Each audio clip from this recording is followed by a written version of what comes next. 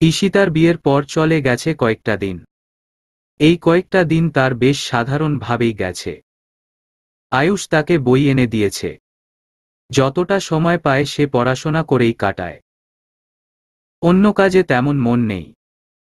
জাহানারা বেগম মাঝে মাঝে তাকে টুকটাক কাজ করতে বলেন, সেটাও খুশি মনে করে নেয়, কারণ এই বাড়িতে তার শুধু জাহানারা বেগমকেই ভালো লাগে। গুলশেনারা বেগম, আলতাফ তালুকদার ঈশিতার সাথে কথা বলে না। ঐশী কথা বলতে চাইলে ঈশিতাই তাকে এগিয়ে যায়। কারণ জাহানারা বেগমের কথায় ঐশীর সম্পর্কে খুবই নেতিবাচক ধারণা তৈরি হয়েছে তার মনে। ঈশিরা মনে করে ঐশী ভীষণ কুটনি একটা মেয়ে, যার সঙ্গ এড়িয়ে চলাই মঙ্গল। ঈশিতা বাগানে বসে বসে বই পড়ছিল, এমন সময় জাহানারা বেগম সেই স্থানে এসে বলে, বৌমা তুমি এখানে? আমি তোমাকে সব জায়গায় খুঁজছি। ঈশিতা বই পড়া থামিয়ে জাহানারা বেগমের উদ্দেশ্যে বলে, আমাকে কিছু বলবে মা? ঈশিতা এখন জাহানারা বেগমকে মা বলেই সম্বোধন করে। জাহানারা বেগম হাসি মুখে ঈশিতার পাশে বসে বলেন, তুমি বোধহয় জানো না, আগামীকাল আয়ুষের জন্মদিন। ও তো তোমার স্বামী, তাই তোমাকে জানিয়ে দিতে এলাম, যাতে করে তুমি একটু ওকে সারপ্রাইজ দিতে পারো। ঈশিতা এটা জেনে খুব একটা খুশি হয় না। এমনিতেও আয়ুষকে নিয়ে তার কোন প্রকার কোন আগ্রহই নেই। সে তো শুধু এসএসসি এক্সাম পর্যন্ত অপেক্ষা করছে, তারপর নিজের জীবনের সঠিক পথ বেছে নেবে। জাহানারা বেগম আশেপাশে তাকিয়ে ফিসফিস করে বলেন, তুমি আয়ুষকে ভালো একটা সারপ্রাইজ দেবে। আর হ্যাঁ, দেখবে যাতে ঐশী যেন আয়ুষের কাছে ঘেঁষতে না পারে। ও কিন্তু প্রতিবছর আয়ুষকে সারপ্রাইজ দেয়। মেয়েটার একটুও হুঁশক জ্ঞান নেই। আয়ুষ এখন বিবাহিত, তাই ওকে সারপ্রাইজ দেওয়ার অধিকার একমাত্র ওর স্ত্রী মানে তোমার আছে। বুঝলা? ঈশিতা কি বুঝল জানে না, কিন্তু জাহানারা বেগমের মন রাখার জন্য মাথা নাড়ায়। জাহানারা বেগম নিশ্চিত মনে চলে যাবার পর আবার নিজের মতো বই পড়তে থাকে। জাহানারা বেগম চলে যাবার কিছুক্ষণ পর ঐশী আসে ঈশিতার সাথে দেখা করতে। ঈশিতা তাকায় ঐশীর দিকে। ঐশী হাসিমুখে তার পানে চেয়ে থাকলেও ঈশিতা ঐশীকে দেখেই ভ্রুকুঁচকে গম্ভীর মুখে তাকিয়ে চোখ নামিয়ে নেয়। ঐশী ঈশিতার কাছে এসে বলে, কি করছো? দেখতে পারছেন না বই পড়ছি। ঐশীর কাট কাট জবাব। ঐশীর মুখের হাসি মিলিয়ে যায় ঈশিতার এমন ব্যবহারে। তবুও সে বলে, তুমি মনে হয় একটু ব্যস্ত ছিলে। আমি বোধহয় তোমায় ডিস্টার্ব করে ফেললাম। ঈশিতা কোন কথা বলে না। ঐশী একটু পর বলে, আগামীকাল আয়ুষ ভাইয়ার জন্মদিন। এটা জানো তো? হ্যাঁ। আমি ভাবছিলাম আমরা দুজনে মিলে যদি কোন প্ল্যান করি তাহলে ভালো হয়। কেন? আপনার আয়ুষ ভাইয়া কি ছোট বাচ্চা যে তার জন্মদিন ঘটা করে পালন করতে হবে বা কোন সারপ্রাইজ দিতে হবে? আমার এসব ঢং একদম পছন্দ নয়। আপনার যদি কিছু করার থাকে নিজে থেকে করুন। আমাকে একদম এসবের মধ্যে জড়াবেন না। সামনে আমার পরীক্ষা। আমার কাছে এখন এসব করার মতো এত ফালতু সময় নেই। ঐশীর মুখটা এবার একদম ফ্যাকাশে হয়ে যায়। সে আর সইতে না পেরে বলে, কথাগুলো ভালোভাবেও বলা যেত ভাবি। তুমি সম্পর্কে আমার বড় হলেও বয়সে কিন্তু 4-5 বছরের ছোটই হবে। তাই একটু ভদ্রতা তো আশা করতেই পারি, তাই না? ঈশিতা কোন কথা বলে না, আর কথা বলতেও তার বিরক্ত লাগছিল। ঐশী আর অপেক্ষা না করে চলে যায় সেই স্থান থেকে। আয়ুষের জন্মদিনে যখন ঈশিতা কিছু করতে চাইছে না তখন সে একাই করবে। আয়ুষকে প্রতিবছরের মতো এবারও সুন্দর করে সারপ্রাইজ দেবে এটা ঠিক করে নিল ঐশী। ঘড়ির কাঁটায় তখন রাত 1:03। আয়ুষ এখনো বাড়ি ফেরেনি। হয়তো কোন জরুরি কাজে ব্যস্ত আছে। তবে ঐশী এটা নিশ্চিত যে রাত 12টার মধ্যেই আয়ুষ বাড়িতে ফিরবে। এই জন্য ঐশী একা হাতে সব অ্যারেঞ্জমেন্ট করেছে। অনেক সুন্দর করে সাজিয়েছে চারিপাশটা। এখন সযত্নে নিজের হাতে কেকও বানাচ্ছে। কেক বানানো শেষ করে টেবিলের উপর কেকটা সুন্দর করে সাজালো মেয়েটা। আজ সে তার আয়ুষ ভাইয়ার পছন্দের চকলেট কেক বানিয়েছে। এটা ভেবেই সে অনেক খুশি হল। জাহানারা বেগম হঠাৎ সেই স্থানে চলে আসেন। এসে ঐশীকে এসব অ্যারেঞ্জমেন্ট করতে দেখে ভীষণ রেগে যান। এগিয়ে এসে ঐশীকে বলেন, এসব কি করছিস তুই? ঐশী মৃদু হেসে বলে, আজ তো আয়ুষ ভাইয়ার জন্মদিন, তাই আমি ওকে সারপ্রাইজ দেওয়ার ব্যবস্থা করছি, যেমনটা প্রতিবছর করি। ঐশীর কথা শুনে জাহানারা বেগম তেলে বেগুনে জ্বলে উঠে বলেন, তোর কি কোন সেন্স নেই? আগের বছর করেছিস সেটা না হয় ঠিক ছিল, কিন্তু এবার বিষয়টা আলাদা। আয়ুষ এখন বিবাহিত। একজন পর পুরুষের জন্য এত রাতে এসব আয়োজন করছিস। ওর স্ত্রী জানলে বিষয়টা সহজভাবে নেবে। ঐশীর হাসি মুখ মলিন হয়। বলে, আমি ভাবিকে বলেছিলাম, কিন্তু এ ব্যাপারে কথা বাড়াস না ঐশী। এতদিন আমি সব সহ্য করেছি, মানে এই নয় এখনো সহ্য করব। তুই আগে আমার ছেলের অনেক ঘনিষ্ঠ ছিল, তখন ও অবিবাহিত ছিল, তাই আমিও কিছু বলিনি। কিন্তু এখন ও বিবাহিত, ওর স্ত্রী আছে। আমি চাই না তোর জন্য ওদের বৈবাহিক সম্পর্কে সমস্যা তৈরি হোক। তুই এভাবে আমার ছেলে আর ছেলের বউয়ের মাঝে ঝামেলা তৈরি করিস না। ঐশীর চোখ বেয়ে নোনাজলের ধারা নামে। সে বলে, বিশ্বাস করো বড় আম্মু, আমার মনে এমন কিছু নেই। শোন, এসব ন্যাকা কান্না থামা। যা এখান থেকে। তোর মনে কি আছে আর কি নেই সেটা ঈশিতা বুঝবে না। আর হ্যাঁ, যদি ভালো চরিত্রের মেয়ে হোস তাহলে আমার ছেলের থেকে দূরত্ব মেইনটেইন করে চলবি। এত অপমান আর ঐশী সইতে পারে না। সে দ্রুত স্থান ত্যাগ করে। ঐশী যেতেই জাহানারা বেগম হাঁফ ছেড়ে বলে, যাক, আপদ বিদায় হল। এরপর তিনি চলে যান ঈশিতার রুমে। ঈশিতা তখনও পড়ছিল। জাহানারা বেগম এসে বলেন, বৌমা আমার সাথে নিচে চলো, জরুরি দরকার আছে। ঈশিতা স্বভাবতই শাশুড়ির অবাধ্য হল না। জাহানারা বেগম ঈশিতাকে নিয়ে নিচে এসে ঘরের লাইট নিভিয়ে দিলেন। ঈশিতা কিছু বুঝল না। কিছুক্ষণ পর কলিং বেল বেজে উঠতেই তিনি ঈশিতাকে বললেন, যাও গিয়ে দরজাটা খুলে দাও। ঈশিতা তাই করল। দরজাটা খুলতেই আয়ুষ ভেতরে ঢুকে বলল, এখানে এত অন্ধকার কেন? তখনই জাহানারা বেগম লাইট জ্বালিয়ে দিয়ে বলে উঠলেন, surprise. Happy birthday Ayush. Ayush খুশি হয়ে যায়। নিজের মায়ের দিকে তাকিয়ে বলে, ধন্যবাদ মা। ধন্যবাদ আমাকে না দিয়ে নিজের বউকে দে। ও একা হাতে এসব কিছুর অ্যারেঞ্জমেন্ট করেছে। এই কেকটাও নিজে তোর জন্য বানিয়েছে।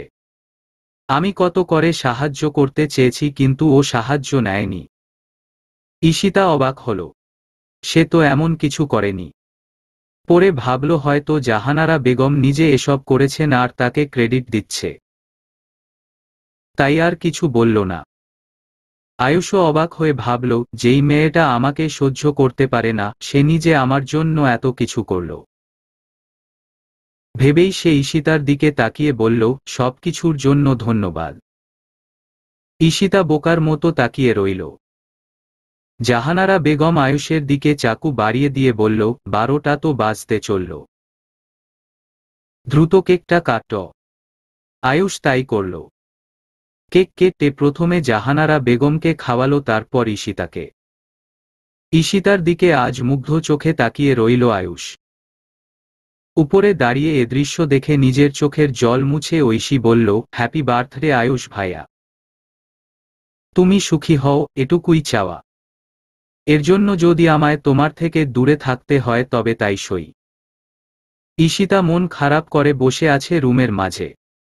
একটুও ভালো লাগছে না তার কোন কিছুই। আজ আয়ুষের জন্মদিন উপলক্ষে পুরো বাড়ি জুড়ে বিরাট আয়োজন। অনেক নামিদামি গেস্টেরও আসার কথা। তবে এসবে মোটেই আগ্রহী নয় সে। জাহানারা বেগম ঈশিতাকে একটা ভারী জামদানি শাড়ি দিয়েছে। এখন নাকি তাকে এটা পরে সবার সামনে যেতে হবে। ভেবেই তার কেমন লাগছে, শাড়িটা একবার হাতে নিয়ে বলে, এই গরমে এত ভারী শাড়ি, আর আমি তো শাড়িতে অভ্যস্তও নই। আয়ুষ সবেমাত্র রুমে প্রবেশ করল। ঈশিতার কথা তার কানে এসেছে। রুমে এসেই সে কাবার্ড থেকে নিজের জন্য একটা শার্ট বের করতে করতে বলে, তোমার ইচ্ছা না হলে পরো না।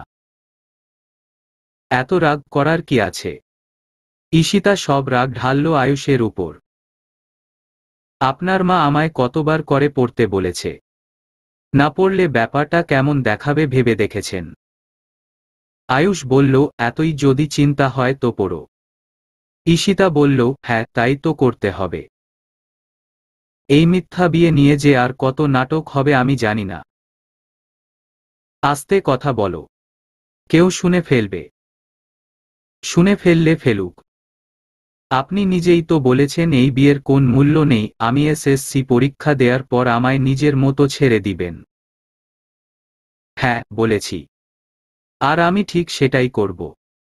মনে থাকে যেন। থাকবে। আয়ুষ মন খারাপ করে রুম থেকে বের হয়।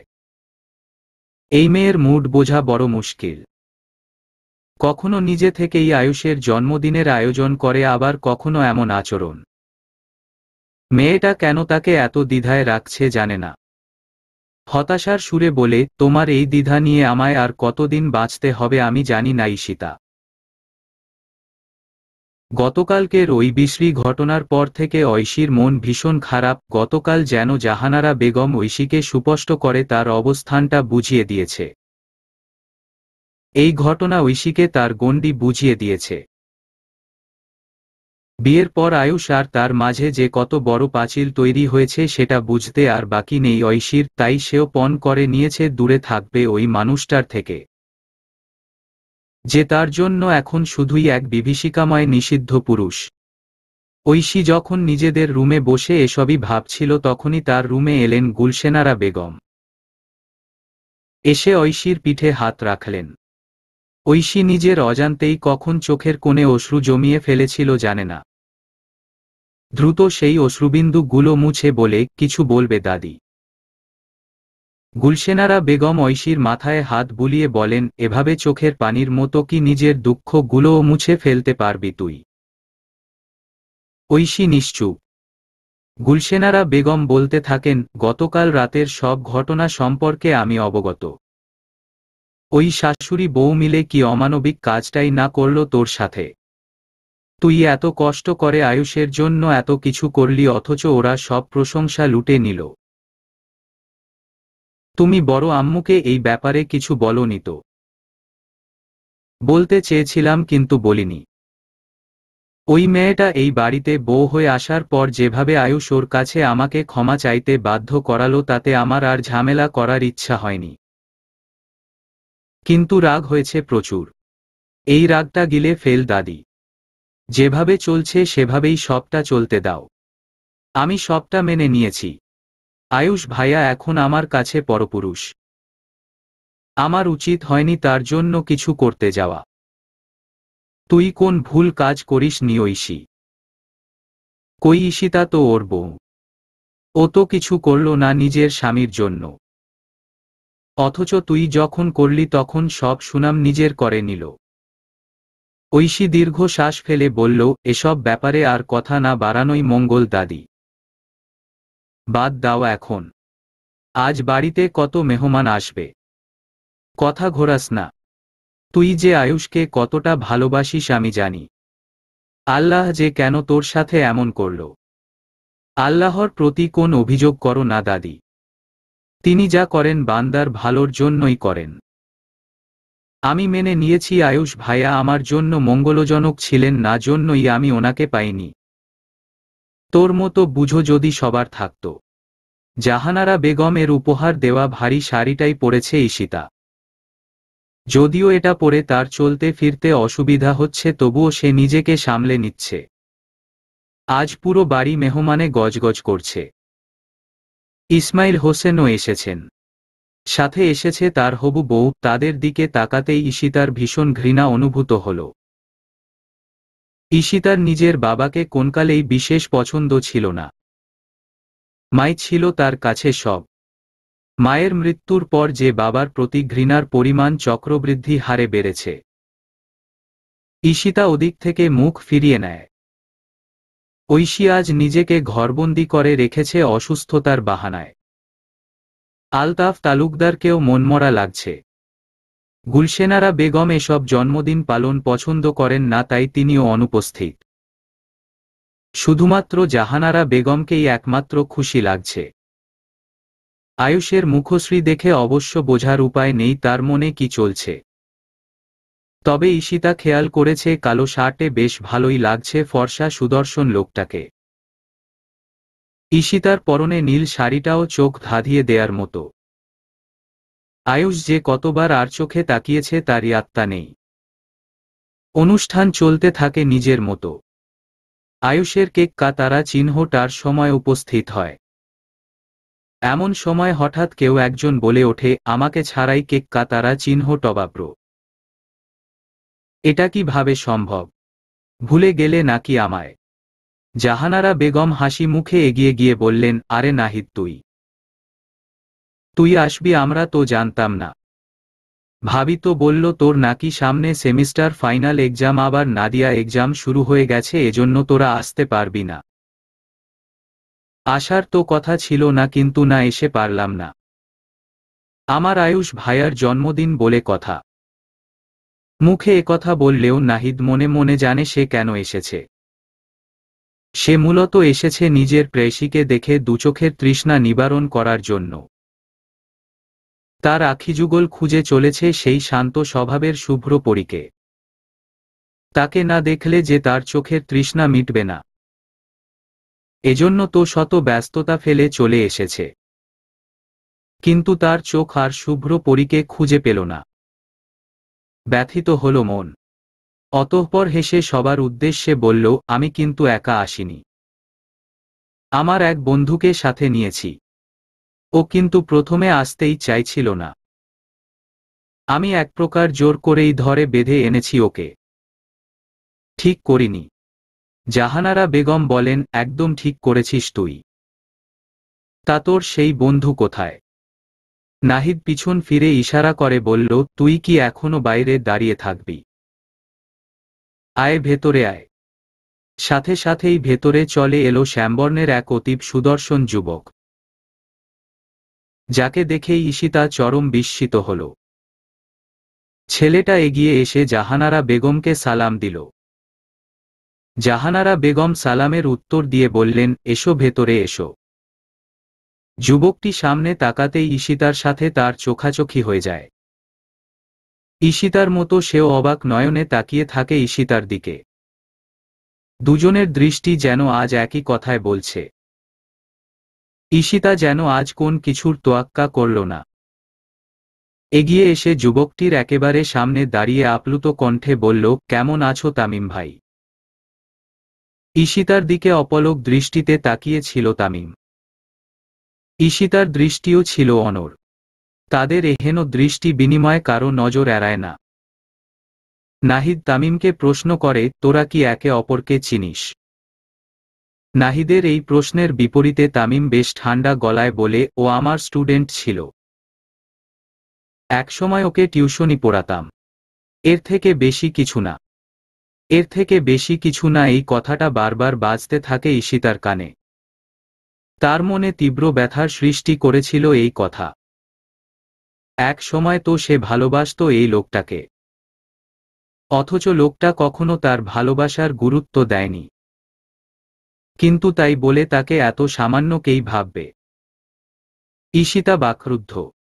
এদিকে আয়ুষের জন্মদিনের আয়োজন আবার শুরু হয়। সে কেককে তারা চিহ্নটে সেই কেক সবাইকে খাইয়ে দেয়। এসব দৃশ্য ঘরের এক কোণে দাঁড়িয়ে দেখছিল ঐশী। ঈশিতার নজর তামিমের দিকেই নিবদ্ধ। বারংবার আর চোখে তামিমকেই দেখছিল সে। মন যেন বড্ড অবুঝ হয়ে দাঁড়িয়েছে। আয়ুষ কেকের টুকরো নিয়ে ঈশিতার কাছে আসতেই সে বেশ দাম্ভিকতা দেখিয়ে বলে, আমি কেক খাব না। আমার পছন্দ না। আয়ুষও ঈশিতাকে এই ব্যাপারে জোর করে না। তবে তার ঈশিতার এমন ব্যবহার মোটেই ভালো লাগে না। ঐশী সবার দৃষ্টির আড়ালে থাকলেও নাহিদের আঁখি যুগল ঠিকই খুঁজে নেয় তাকে। নাহিদ ঐশীর একদম কাছাকাছি গিয়ে বলে, হ্যালো, কেমন আছো তুমি? জি, ভালো। আপনি? আমিও। তা তুমি এখানে একা দাঁড়িয়ে কি করছো? সবাই ওখানে কত আনন্দ করছে। আসলে আমার শরীরটা ভালো নেই। সে কি হয়েছে? তেমন কিছু না। একটু মাথা ব্যথা করছে। আমার এত গ্যাদারিং ভালো লাগে না। নাহিদ আর কথা বাড়ায় না। অপলক দেখতে থাকে ঐশী। নাহিদের এহেন দৃষ্টি ঐশীকেও করে তুলেছিল অস্থির। তাই সে বলে, আমি রুমে যাচ্ছি। একটু বিশ্রামের প্রয়োজন। কথাটা বলেই প্রস্থান করে। নাহিদ ঐশীর যাওয়ার পানে তাকিয়ে বলতে থাকে, কবে এই মায়াবতীকে আমি নিজের করে পাব গো আল্লাহ। বর্তমানে সবাই খাওয়া দাওয়ায় ব্যস্ত। আয়ুষ তার কিছু বন্ধু ও সহকর্মীর সাথে আড্ডায় ব্যস্ত। জাহানারা বেগম ও আলতাফ তালুকদারও অতিথি আপ্যায়নে ব্যস্ত। ঈশিতার কাছে এটাই ছিল সুবর্ণ সুযোগ। সে সবার দৃষ্টি এড়িয়ে তামিমের কাছে গেল। তামিম ঈশিতাকে দেখে চলে যেতে নিতেই ঈশিতা বলে উঠল, তুমি আমাকে এড়িয়ে চলছ কেন তামিম ভাই? আমার সাথে কথা বলবে না? তামিম ধীর পানে ঈশিতার পানে তাকায়।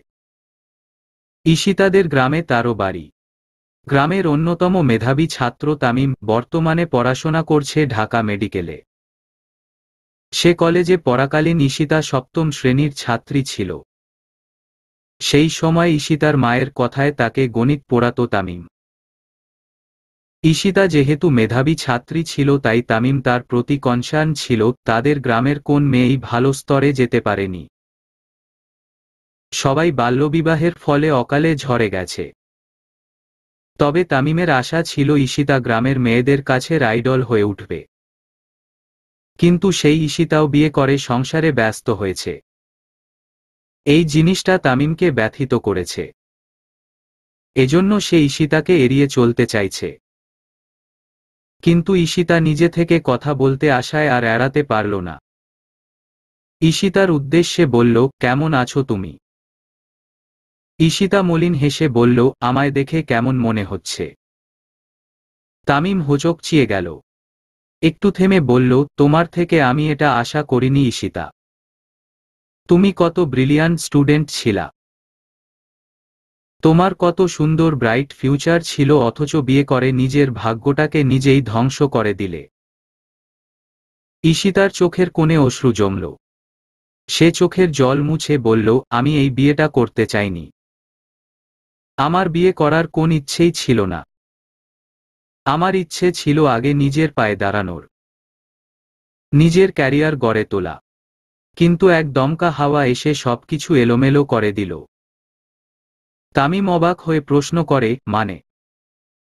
ঈশিতা তামিমকে প্রথম থেকে সব ঘটনা সবিস্তারে বলে। কিভাবে তাকে মিথ্যা নকল করার জন্য ফাঁসানো হয়েছিল, তার মায়ের মৃত্যু এবং তার পরের সব ঘটনাও। সব শুনে তামিম ব্যথিত হল। সে এখন বুঝতে পারছে ঈশিতা কতটা অসহায় ছিল। তাই সে ঈশিতাকে ভরসা জুগিয়ে বলে, কিচ্ছু চিন্তা করো না তুমি। সব ঠিক হয়ে যাবে। কিভাবে সব ঠিক হবে তামিম ভাই? আমি একবার এক্সপেল হয়েছি, দ্বিতীয়বার এক্সাম দিলেও আমার এই দুর্নাম আজীবন থেকে যাবে। এখন আমি যত ভালো রেজাল্টই করি না কেন এই দেশের ভালো কোন ভার্সিটি পড়তে পারবো না। আমার মেডিকেলে পড়ার সব স্বপ্নও শেষ। এখন কি করব আমি? বলেই কান্নায় ভেঙে পড়ে ঈশিতা। তামিম ঈশিতাকে ভরসা জুগিয়ে বলে, এভাবে ভেঙে পড়ো না তুমি। কোন না কোন উপায় ঠিকই আছে। এই দেশে তুমি ভালো কোন জায়গায় পড়াশোনা করতে না পারলেও বিদেশে তোমার সেই সুযোগ আছে। তুমি চাইলে এসএসসি এক্সামের পর বিদেশে গিয়ে সেখানকার কোন কলেজে ভর্তি হতে পারো। তারপর সেখানেই মেডিকেলে ভর্তি হয়ে ডাক্তার হওয়ার স্বপ্নও পূরণ করতে পারো। ঈশিতার নিভে যাওয়া আশার আলো যেন পুনরায় জেগে ওঠে। চোখের জল মুছে প্রবল আনন্দ নিয়ে বলে, সত্যিই এটা সম্ভব? হ্যাঁ, সম্ভব। আমার মামা সপরিবারে লন্ডনে থাকে। আমার মামাতো বোনও তো বাংলাদেশ থেকে স্কুলের পড়া শেষ করে সেখানকার একটা মেডিকেলে পড়াশোনা করছে। ঈশিতা একটা আশার আলো খুঁজে পেয়েও যেন হারিয়ে ফেলে। বাস্তবতায় পা রেখে বলে, কিন্তু আমি কিভাবে বিদেশে গিয়ে পড়াশোনা করব? সেই সামর্থ্য যে আমার নেই। তামিম বলল, কেন? তোমার স্বামী আয়ুষ তালুকদার নাকি তোমার স্বপ্ন ভাঙার দায় নিয়ে নিজের পাপের প্রায়শ্চিত্ত করতে চেয়েছে। তো তাকেই বলো ব্যবস্থা করে দিতে। ঈশিতার মধ্যে বিদ্রোহী মনোভাব জেগে ওঠে। সে বলে ওঠে, আমি তাই করব। অতিথিরা সব বিদায় নিয়েছে। নাহিদও তামিমকে নিয়ে চলে গেছে। রাতে রুমে এসে জামা কাপড় বদলে একটা সালোয়ার পরে নেয় ঈশিতা। আয়ুষও রুমে এসে ফ্রেশ হয়ে সোফায় শুতে যায়। এমন সময় ঈশিতা আয়ুষের সামনে এসে বলে, আমার আপনার সাথে কিছু জরুরি কথা আছে।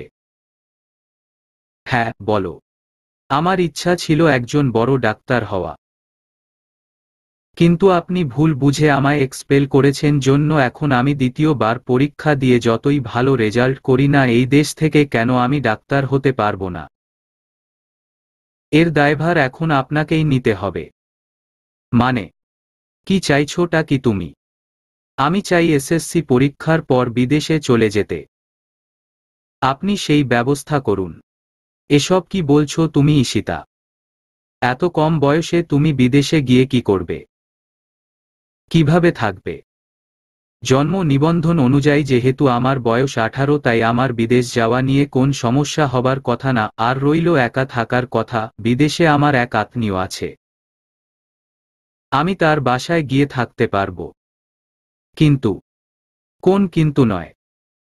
আপনি যদি সত্যি মনে করে থাকেন আপনার একটা ভুল সিদ্ধান্ত আমার জীবনকে নরকে পরিণত করেছে এবং এখন আপনি যদি সেটার প্রায়শ্চিত্ত করতে চান তিনি আপনাকে আমার কথা শুনতেই হবে। ঈশিতার এই কথা আয়ুষকে চুপ করিয়ে দেয়। সে কিছুক্ষণ ভেবে বলে, বেশ, তুমি যা চাও আমি তারই ব্যবস্থা করব। যদি তুমি চাই বিদেশে গিয়ে পড়াশোনা করতে তো আমি তোমাকে বাধা দিব না। নিজের জীবনটা তুমি নিজের মতো গুছিয়ে নাও ওখানে গিয়ে। কোন দেশে যেতে চাও তুমি? ইউকে। ঠিক আছে। তুমি এসএসসি পরীক্ষাটা দাও। তার মধ্যে আমি তোমার পাসপোর্ট, ভিসার ব্যবস্থা করে দিচ্ছি। আর তোমার সব পড়াশোনার খরচও আমি বহন করব। চিন্তা করো না। ঈশিতার এসএসসি পরীক্ষা শেষ হয়েছে 2 মাস আগেই। আজ তার রেজাল্ট বেরোনোর কথা। দেখতে দেখতে দিনগুলো বেশ ভালোই কে তারা চিহ্নটে গেল। সময়ের স্রোতে ভাসিয়ে নিয়ে এলো সবাই। এই কয়েক মাসে সবার জীবনে এসেছে আমূল পরিবর্তন। ঈশিতার ব্যবহার আগের থেকে নরম হয়েছে। সে আর কথায় কথায় আয়ুষের সাথে ঝগড়া করে না। আয়ুষের মাঝেও এসেছে পরিবর্তন। সে ঈশিতার সাথে প্রয়োজন ছাড়া কোন কথা বলে না। গুলশেনারা বেগম হজ করার উদ্দেশ্যে সৌদিতে গেছেন। আলতাফ তালুকদার যথারীতি ব্যবসার কাজ নিয়ে ব্যস্ত। ঐশীও পুরোদমে মন দিয়েছে পড়াশোনায়। আয়ুষের সাথে প্রয়োজনের বাইরে কোন কথা বলে না। এত সবকিছুর মধ্যে বদলাননি কেবল জাহানারা বেগম। তিনি এখনও ঈশিতাকে সংসারী করার আপ্রাণ চেষ্টা চালিয়ে যাচ্ছেন। কিন্তু এই মেয়ে যে সংসারী হবার নয় সেটা তিনি উপলব্ধি করতে পারছেন না। আজ ঈশিতার এসএসসি পরীক্ষার ফলাফল এলো। ভালো ছাত্রী হওয়ায় তার থেকে ভালো কিছুই প্রত্যাশিত ছিল। আর হলোও তাই। ঈশিতা এসএসসি পরীক্ষায় গোল্ডেন প্লাস পেয়েছে এবং সকল বিষয়ে অনেক ভালো নম্বর পেয়েছে। ঈশিতার কাছে যা অত্যন্ত গৌরবের একটা বিষয়, আয়ুষও খুশি হয়েছে ঈশিতার এই সাফল্যে। জাহানারা বেগম অবশ্য বেশি একটা খুশি হননি। তিনি তো চান ঈশিতা সংসারে মন দিক, স্বামী সংসার নিয়ে ভাবুক। কিন্তু এই মেয়েতে পড়াশোনার বাইরে কিনা ভাবতেই চায় না। আজ ঈশিতার রেজাল্টের কিছুক্ষণ পর আয়ুষ এসে তার সাথে সাক্ষাৎ করে। আয়ুষকে দেখে ঈশিতা এখন আর আগের মতো রাগ করে না। সে যথেষ্ট বুঝতে পেরেছে এই লোকটা তার জন্য কম কিছু করেনি, সেজন্য কৃতজ্ঞতা বশত লোকটাকে এখন একটু আধটু সম্মান করে। আয়ুষ এসে ঈশিতার উদ্দেশ্যে বলে, তোমার রেজাল্ট শুনে আমি ভীষণ খুশি। এই উপলক্ষে তোমাকে আমি একটা উপহার দিতে চাই। কি উপহার? কৌতূহলের সাথে জানতে চায় ঈশিতা। আয়ুষ ঈশিতার সাথে যুক্তরাজ্যের পাসপোর্ট ও ভিসা তুলে দিয়ে বলে, তোমার বিদেশে যাওয়ার সব ব্যবস্থা আমি করে ফেলেছি। ওখানে একটা ভালো কলেজে তোমার অ্যাডমিশনের ব্যবস্থাও করেছি। এখন তুমি সেখান থেকে পড়াশোনা শেষ করে মেডিকেলে পড়তে পারবে। ঈশিতার মুখে হাসি ফুটে ওঠে। আনন্দে সে জড়িয়ে ধরে আয়ুষকে এবং বলে, আপনাকে অনেক ধন্যবাদ। আপনার জন্য এখন আমি আমার স্বপ্ন পূরণ করতে পারব। ঈশিতার স্পর্শে কেঁপে ওঠে। তার ইচ্ছা করছিল যেন সেও ঈশিতাকে একইভাবে জড়িয়ে ধরে, কিন্তু কোথাও একটা জোরতা কাজ করছিল। তাই আয়ুষ থেমে যায়। ঈশিতা আয়ুষকে ছেড়ে দিয়ে বলে, কিন্তু আমার বিদেশে যাওয়া নিয়ে আপনার ফ্যামিলিতে কোন সমস্যা হবে না তো? সেসব নিয়ে তোমায় ভাবতে হবে না, আমি সব সামলে নেব। আয়ুষের কথায় ভরসা পায় ঈশিতা। ঈশিতার বিদেশে পড়তে যাওয়ার কথা শুনেই ভীষণভাবে ক্ষেপে যান জাহানারা বেগম। আলতাফ তালুকদার অবশ্য কোন প্রতিক্রিয়া দেখাননি। তিনি তো এই বিয়েটাই মেনে নেননি। এখন আয়ুষ তার বউকে নিয়ে কি করবে না করবে সেটা নিয়েও তার আগ্রহ নেই। এদিকে জাহানারা বেগম আয়ুষের উপর চেঁচিয়ে বললেন, তোর মাথা ঠিক আছে তো? বাড়ির বউকে তুই বিদেশ বিভুঁইয়ে পড়তে পাঠাবি? এমনটা আমি বেঁচে থাকতে কিছুতেই হতে দেব না আয়ুষ। আমাদের বাড়ির বউ বাইরে যাবে না। ওগো, তুমি কিছু বলছো না কেন? আলতাফ তালুকদারের উদ্দেশ্যে কথাটা বলেছিলেন জাহানারা বেগম। আলতাফ তালুকদার সরাসরি মুখের উপর বলে দিলেন, ওই মেয়েকে আমি এমনিও আমার বাড়ির বউ হিসেবে মানি না। ও মেয়ে জাহান্নামে যাক, তাতেও আমার কিছু আসে যায় না। বলেই তিনি নিজের রুমের দিকে পা বাড়ান। জাহানারা বেগম রাগে গজগজ করতে থাকেন। আয়ুষও বলে দেয়, ঈশিতার পাসপোর্ট ভিসা সবকিছুর ব্যবস্থা হয়ে গেছে মা। এখন আর এসব বলে কোন লাভ নেই, তুমি তো সবটা জানো যে কোন পরিস্থিতিতে আমি ওকে বিয়েটা করেছিলাম। আমার দায়িত্ব ছিল শুধু ওকে ওর লক্ষ্যে পৌঁছে দেওয়া। আমি সেটাই করার চেষ্টা করছি। বিয়ে কোন ছেলেখেলা নয় আয়ুষ। যে পরিস্থিতিতেই হোক, যে কারণেই হোক, তোদের বিয়েটা হয়েছে। এখন তুই তোর বউকে বিদেশে পাঠাবি। এসব নিয়ে আর কথা বাড়াতে চাইছি না মা। বলেই আয়ুষ প্রস্থান করে। এদিকে জাহানারা বেগম পড়ে যান মহাদ্বিধায়। তার মনে একটা ভয় বাসা বাঁধে।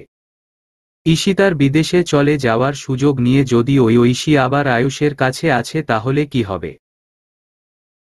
জাহানারা বেগম তো এই বিয়ের অজুহাতেই ওই মেয়েকে তার ছেলের জীবন থেকে সরিয়ে দিয়েছিলেন। এখন যদি আবার ঐশী ঈশিতার বিদেশে যাওয়ার সুযোগ কাজে লাগায় তাহলে কি হবে? ঐশীর কানে এখনই এলো ঈশিতার বিদেশে চলে যাওয়ার কথাটা। কালই নাকি মেয়েটা লন্ডনে চলে যাবে। আয়ুষও নাকি যাবে না তার সাথে। বিয়ের মাত্র কয়েক মাস পরেই আয়ুষ তার স্ত্রীকে এভাবে বিদেশে পাঠিয়ে দিচ্ছে, ব্যাপারটা ঐশীর কাছে ঠিক কেমন জানি ঠেকল। তাছাড়া সে যা পর্যবেক্ষণ করেছে তাতে বুঝতে পেরেছে আয়ুষ ঈশিতার সম্পর্ক খুব একটা সুবিধাজনক নয়। ঈশিতা আয়ুষের নিত্য নৈমিত্তিক কথা কাটাকাটি আগে তার কানে আসত। এখন যদিও বা সেটা কমে এসেছিল, কিন্তু হঠাৎ এভাবে ঈশিতার বিদেশ গমন, এটা বেশ ভাবাচ্ছিল ঐশীকে। তাই ঐশী ভাবল এবার এসব কিছুর খোঁজ লাগাবে সে। আসল সত্যটা তাকে জানতেই হবে। আগামীকাল ঈশিতার ফ্লাইট, সে পাড়ি জমাবে লন্ডনে। সে হিসেবে আজ ঈশিতার বাড়িতে শেষ রাত। কিছুক্ষণ আগেই জাহানারা বেগমের সাথে কথা বলতে গেছিল ঈশিতা, কিন্তু জাহানারা বেগম তার সাথে কথা না বলে মুখের উপর দরজা লাগিয়ে দিয়েছে। এই ব্যাপারটা ভীষণ ব্যথিত করে তুলেছে ঈশিতাকে। এই বাড়িতে তো জাহানারা বেগমই তাকে সবথেকে বেশি ভালোবাসা দিয়েছিল, অথচ এখন তিনি ঈশিতার থেকে মুখ ফিরিয়ে নিলেন। এটা মেনে নেওয়া ঈশিতার পক্ষে সত্যি ভীষণ কষ্টের। ঈশিতা মানতে পারল না এটা। এর মধ্যেই আয়ুষের একটি কাজ ঈশিতাকে আরও অবাক করল। ঈশিতা রুমে আসতেই আয়ুষ ঈশিতার দিকে একটা পেপার বাড়িয়ে দিয়ে বলল, নাও। ঈশিতা অবাক হয়ে প্রশ্ন করল, কি এটা? আয়ুষ দীর্ঘ শ্বাস ফেলে বলল, ডিভোর্স পেপারস। Divorce papers? হতবাক হয়ে বলে উঠল ঈশিতা। আয়ুষ বলল, কাল তো তুমি এই দেশ ছেড়ে চলে যাচ্ছ। আমি আর তাই তোমাকে এই মিথ্যা বন্ধনে বেঁধে রাখতে চাই না। মুক্তি দিলাম তোমায় এই বন্ধন থেকে। তুমি চাইলে ডিভোর্স পেপারে সই করে দিয়ে যেতে পারো। তাহলে তোমার আর কোন পিছুটান থাকবে না। এমনিতে তো আমাদের সম্পর্কটা কখনোই আর 4-5টা স্বামী স্ত্রীর মতো ছিল না। আয়ুষের প্রতিটা কথা যেন তীরের মতো বিঁধছিল ঈশিতার বুকে। কিন্তু কেন? সে তো এটাই চেয়েছিল সবসময়। তাহলে আজ কেন এত কষ্ট হচ্ছে? তাহলে কি এই দিনে আয়ুষের প্রতি তার মায়া জন্ম নিয়েছে? সেই মায়ার জন্যই কি সে কষ্ট পাচ্ছে? এই প্রশ্নের কোন উত্তর খুঁজে পেল না ঈশিতা। আয়ুষকে তার ভীষণ করে বলতে ইচ্ছা করল যে আমার চাই না এই মুক্তি, কিন্তু পারল না।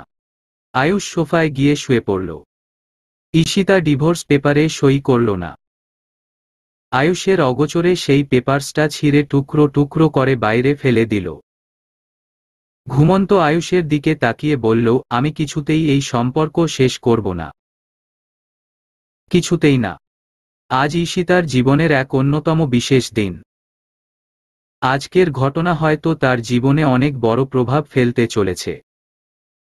আজ সে নিজের মাতৃভূমি ছেড়ে বিদেশের মাটিতে পা রাখতে চলেছে। সকাল থেকেই নিজের সব জিনিসপত্র গুছিয়ে নিল। লন্ডনে গিয়ে তামিমের মামার পরিবারের কাছে থাকবে ঈশিতা। তামিম সেই ব্যবস্থা করে ফেলেছে। এদিকে সকাল থেকে ঈশিতার দিন কাটছে বিষণ্ণতায়। আজ তো তার ভীষণ খুশি হওয়ার কথা ছিল। সে আজ তার স্বপ্নের দিকে পা বাড়াবে। কিন্তু কোন এক বিশেষ কারণে খুশি করতে পারছে না ঈশিতা। কারণটা কি তবে? আয়ুষ। তাকে ছেড়ে যেতে কি কষ্ট হচ্ছে ঈশিতার? এটা সে জানে না। ছোটবেলায় মা বলতো, বিয়ে এক অদ্ভুত সম্পর্ক। এক হালাল সম্পর্ক যা দুটি হৃদয়কে একই সুতোয় বাঁধে। তবে কি সেই সম্পর্কের বাঁধনে আটকা পড়ে গেল ঈশিতা? না, ঈশিতাকে এখন এসব ভাবলে চলবে না। এখন তার একটাই উদ্দেশ্য, নিজের আর নিজের মায়ের স্বপ্ন পূরণ করা। অন্য কোন কিছু নিয়ে মাথা ঘামাবে না সে। ঈশিতা আজ সকালে আবার এলো জাহানারা বেগমের সাথে দেখা করতে। জাহানারা বেগম প্রথমে তো ঈশিতার সাথে কথা বলতে চাইলেন না। তাকে এড়িয়ে যেতে চাইলেন, কিন্তু পরে ঠিকই ঈশিতাকে জড়িয়ে ধরে বাচ্চাদের মতো করে বলতে লাগলেন, লন্ডনে না গেলে তোমার হয় না মা। তুমি তো চাইলে এখান থেকেই পড়াশোনা করতে পার। আমার সংসারটা এভাবে ভাসিয়ে দিয়ে যেও না তুমি। আমার এই অনুরোধটা রাখো। ঈশিতার ভীষণ খারাপ লাগলো জাহানারা বেগমের মুখে এমন কথা শুনে। বিবেকের কাছে কি তবে এবার সে প্রশ্নের সম্মুখীন? একবার তার মনে চিন্তা এলো জাহানারা বেগমের কথাটা মেনে নেওয়ার, কিন্তু পরক্ষণেই সে নিজেই নিজেকে ধমকে বোঝাল। তার কাছে আগে তার স্বপ্ন, এরপর বাকি কিছু। ঈশিতা জাহানারা বেগমের কাছে আশ্বাস দিয়ে বললেন, আপনি একদম চিন্তা করবেন না মা। আমি আপনার সংসার ভাসিয়ে দিয়ে কোথাও যাচ্ছি না। আমি আবার ফিরব। নিজের পড়াশোনা শেষ করে আবার ফিরব এখানে। এই আমি আপনাকে কথা দিলাম। জাহানারা বেগম বিষণ্ণতায় মগ্ন হলেন। তিনি ভেবেছিলেন ঈশিতা তার সিদ্ধান্ত থেকে সরে আসবে। কিন্তু এই মেয়ে তো নিজের সিদ্ধান্তে অনড়। তাই তিনিও আর কিছু বললেন না। ঈশিতা উঠে চলে এলো নিজের রুমে। আয়ুষ সেখানে ঈশিতার জন্য অপেক্ষা করছিল। ঈশিতা আসতেই আর বলল, তোমাকে কাল যে ডিভোর্স পেপারসটা দিয়েছিলাম সেটা কোথায়? ঈশিতা কিছুক্ষণ চুপ থেকে বলল, এখন এসব নিয়ে কিছু বলতে চাইছি না। আমি বিদেশ থেকে ফেরার পর এই নিয়ে কথা বলবো। কিন্তু? কোন কিন্তু নয়? আয়ুষ আর কথা বাড়াল না। যাওয়ার আগে পুরো তালুকদার বাড়িটা ঘুরে ঘুরে দেখতে লাগলো ঈশিতা। এমনি ঘুরতে ঘুরতে দেখা হয়ে গেল ঐশীর সাথে। ক্রাচে ভর দিয়ে ঈশিতার সম্মুখে এসে দাঁড়িয়ে আছে সে। ঈশিতা ঐশীকে পাশ কাতারা চিহ্নটিয়ে যাওয়ার সময় ঐশী বলে উঠল, এভাবে আয়ুষ ভাইয়াকে ঝুলিয়ে রেখে যাচ্ছ কেন তুমি? ঈশিতা থামল। ঐশীর উদ্দেশ্যে বলল, ঝুলিয়ে দিয়ে যাচ্ছি মানে? দুঃখিত, গতকাল রাতে আমি তোমার আর আয়ুষ ভাইয়ার কথোপকথন শুনে ফেলেছিলাম।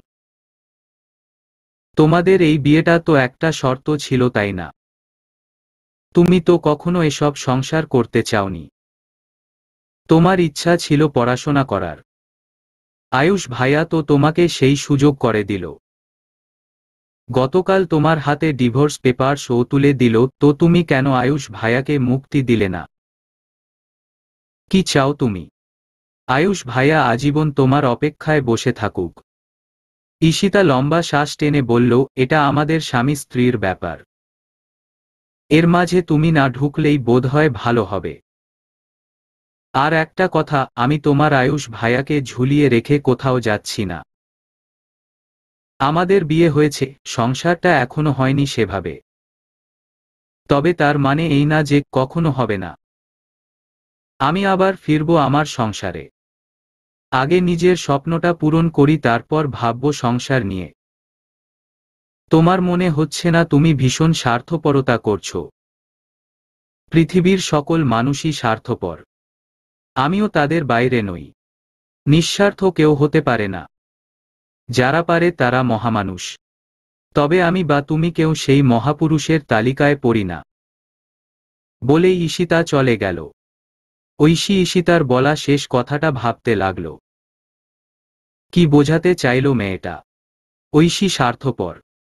ঐশী একটু ভাবল, আসলেই তো ব্যাপারটা তাই।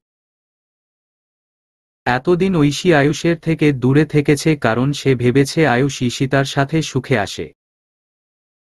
তারা একে অপরকে ভালোবাসে। কিন্তু এখন যখন ঐশী সত্যিটা জানতে পেরেছে তখন তার মনে নতুন করে আশারা দানা বেঁধেছে আয়ুষকে নিয়ে। ভীষণ স্বার্থপর হতে মন চাইছে। তার মন তাকে বলছে, কার জন্য স্বার্থ ত্যাগ করবি তুই? যেই আয়ুষের কথা ভেবে তুই সরে এসেছিলি সেই আয়ুষই তো এই বিয়েটা করে সুখে নেই। তোর আয়ুষ ভাইয়া এখনো সম্পূর্ণরূপে ওই মেয়ের হয়ে যায়নি। কারণ ওদের মধ্যে স্বামী স্ত্রীর কোন সম্পর্ক গড়ে ওঠেনি। তাই এখনো তোর সুযোগ আছে আয়ুষকে নিজের করে নেওয়ার। আর ব্যাস, এমন ভাবনায় কাবু হয়ে পড়েছে ঐশী। ঈশিতার যাওয়ার দিকে তাকিয়ে বিড়বিড় করে বলল, আর ফিরো না তুমি ঈশিতা। তুমি আয়ুষ ভাইয়াকে সুখী করতে পারবে না। আয়ুষ ভাইয়াকে কেবল আমিই সুখী করতে পারব। আর কেউ পারবে না, কেউ না। আল্লাহ, তুমি দেখো ঈশিতা যেন আর না ফেরে। আর যেন না ফেরেও। জীবন বারবার সুযোগ দেয় না। কিন্তু আমাকে যখন একবার সেই সুযোগ দিয়েছে তখন আমি সেই সুযোগ লুফে নিতে চাই। ঈশিতাকে নিয়ে ঢাকা শাহজালাল আন্তর্জাতিক বিমানবন্দরে উপস্থিত হয়েছে আয়ুষ। তাকে সবকিছু বুঝিয়ে দিল। ঈশিতার ফ্লাইটের সময় হয়ে এলো। আয়ুষ বলল, যাও এবার। ঈশিতা হঠাৎ করে একটা অদ্ভুত কাণ্ড করে বসল। আয়ুষকে জড়িয়ে ধরে বলল, আমার জন্য একটু অপেক্ষা করবেন প্লিজ। আমি আবার ফিরব আপনার কাছে। দয়া করে আমি না ফেরা পর্যন্ত অন্য কাউকে নিজের জীবনে আসতে দেবেন না। আয়ুষ হতবাক। বরফের মতো জমে রইল। ঈশিতা আয়ুষকে ছেড়ে দিয়ে চলে গেল ফ্লাইটের দিকে। আর আয়ুষ তাকিয়ে রইল তার যাওয়ার পানে। হঠাৎ আয়ুষের ঠোঁটে অদ্ভুত হাসি ফুটে উঠল। ঈশিতা এসে বসল ফ্লাইটে তার বরাদ্দ আসনটি। তার সামনের আসনটিতে একটা ভীষণ কিউট বাচ্চা বসে। ঈশিতা বাচ্চাটির গাল টিপে দিয়ে বলল, তোমার নাম কি বাবু? বাচ্চাটা বেশ গম্ভীর প্রকৃতির মনে হল। বয়স আনুমানিক 3-4 বছর হবে। গাল ফুলিয়ে বলল, আমার নাম প্রহর চৌধুরী। ঈশিতা হেসে বলল, প্রহর চৌধুরী। বাচ্চাটা মাথা নাড়াল। এমন সময় একজন মহিলা এসে বসল বাচ্চাটির পাশে। ঈশিতার দিকে তাকিয়ে মহিলাটি সামান্য হেসে বলল, ও আপনাকে বিরক্ত করেনি তো? আরে না না, আমি তো ওকে বিরক্ত করলাম। মহিলাটি বলল, আপনাকে দেখে তো মনে হয় না খুব বেশি বয়স। একা একা যাচ্ছেন? জি, বিদেশে পড়তে যাচ্ছি। আপনার নাম? ঈশিতা। আপনার? আমার নাম প্রণালী। হেসে কথাটা বলল সে। এমন সময় প্রণালীর পাশের সিটটিতে এসে বসল তার স্বামী সমুদ্র চৌধুরী। সে এসেই প্রহরের গাল টিপে বলল, আমার বাবাই কেমন আছে এখন? প্রহর বলল, ভালো। ঈশিতা প্রণালীদের প্রশ্ন করল, আপনারা লন্ডনে কেন যাচ্ছেন? প্রণালী বলল, আমার শাশুড়ি পুষ্পা চৌধুরী লন্ডনে চিকিৎসাধীন আছেন। ওনার সাথেই দেখা করতে যাচ্ছি। ওহ আচ্ছা। এভাবে টুকিটাকি কথা চলতে থাকে। আয়ুষ বাড়িতে ফিরতেই দেখতে পায় বাড়িতে যেন কুরুক্ষেত্র বেঁধেছে। গুলশেনারা বেগম একটু আগেই হজ থেকে ফিরেছেন। আর ইতিমধ্যেই তিনি ঈশিতার দেশ ত্যাগ করে বিদেশে গিয়ে পড়াশোনার ব্যাপারে জেনে গেছেন। গোরা রক্ষণশীল ঘরানার গুলশেনারা বেগম এটা কিছুতেই মানতে পারছেন না। বাড়িতে এসে এসব শুনে তিনি জাহানারা বেগমের উপর চেঁচাচ্ছেন। রেগে রেগে বলছেন, কেমন মেয়েকে নিজের ছেলের বউ করে এনেছ তুমি? বাড়ির বউ ডেংডেং করে বিদেশে পড়তে চলে গেল। আমার মাথা কাজ করছে না। এতগুলো দিন মেয়েটা স্বামীর থেকে দূরে থাকবে, ওর চরিত্র ধরে রাখতে পারবে তো? আর সবথেকে বড় কথা, স্বামীর হক তো আদায় হবে না। এই অনাচার আমি কিছুতেই মেনে নিব না। আয়ুষ তার দাদির সমস্ত কথাই শুনেছে। সে এগিয়ে এসে বলে, আমার এতে কোন অসুবিধা নেই দাদি। আমার ঈশিতার উপর পূর্ণ সমর্থন আছে। ও আগে নিজের ক্যারিয়ার গড়ুক, তারপর আমাদের সংসার নিয়ে ভাবা যাবে। গুলশেনারা বেগম বলেন, ওই মেয়ে কি তোকে জাদুবিদ্যা দিয়ে বশ করল নাকি আয়ুষ? তুই এ কেমন অবিবেচকের মতো কথা বলছিস? না, অনেক হয়েছে। আমার সংসারে আমি এসব কোন ধরনের কোন অনাচার মানব না। ওই মেয়ে গেছে তো ন্যাটা চুকে গেছে। এমনিতেও ওই মেয়েকে বাড়ির বউ হিসেবে আমার একেবারেই পছন্দ ছিল না। এবার আমি একটা ভালো মেয়ে দেখে আয়ুষের বিয়ে দিব।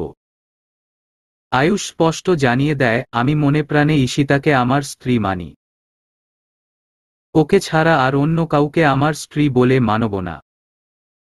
আলতাফ তালুকদার সবেমাত্র বাড়িতে এলেন। ছেলের কথায় তিনি রেগে গিয়ে আয়ুষের গালে চতারা চিহ্ন বসিয়ে দিয়ে বললেন, বেয়াদব। এতদিন ধরে তোমার অনেক বেয়াদবি সহ্য করেছি, কিন্তু আর নয়, এবার তোমাকে আমাদের কথা শুনতেই হবে। ওই ঈশিতাকে আমরা আর এই বাড়ির বউ বলে মানি না। জাহানারা বেগম অসহায় হয়ে সব দেখছেন। তার যে এখন কিছুই করার নেই। এই ভয়টাই তো তিনি পাচ্ছিলেন। তার সব রাগ এখন ঈশিতার উপর।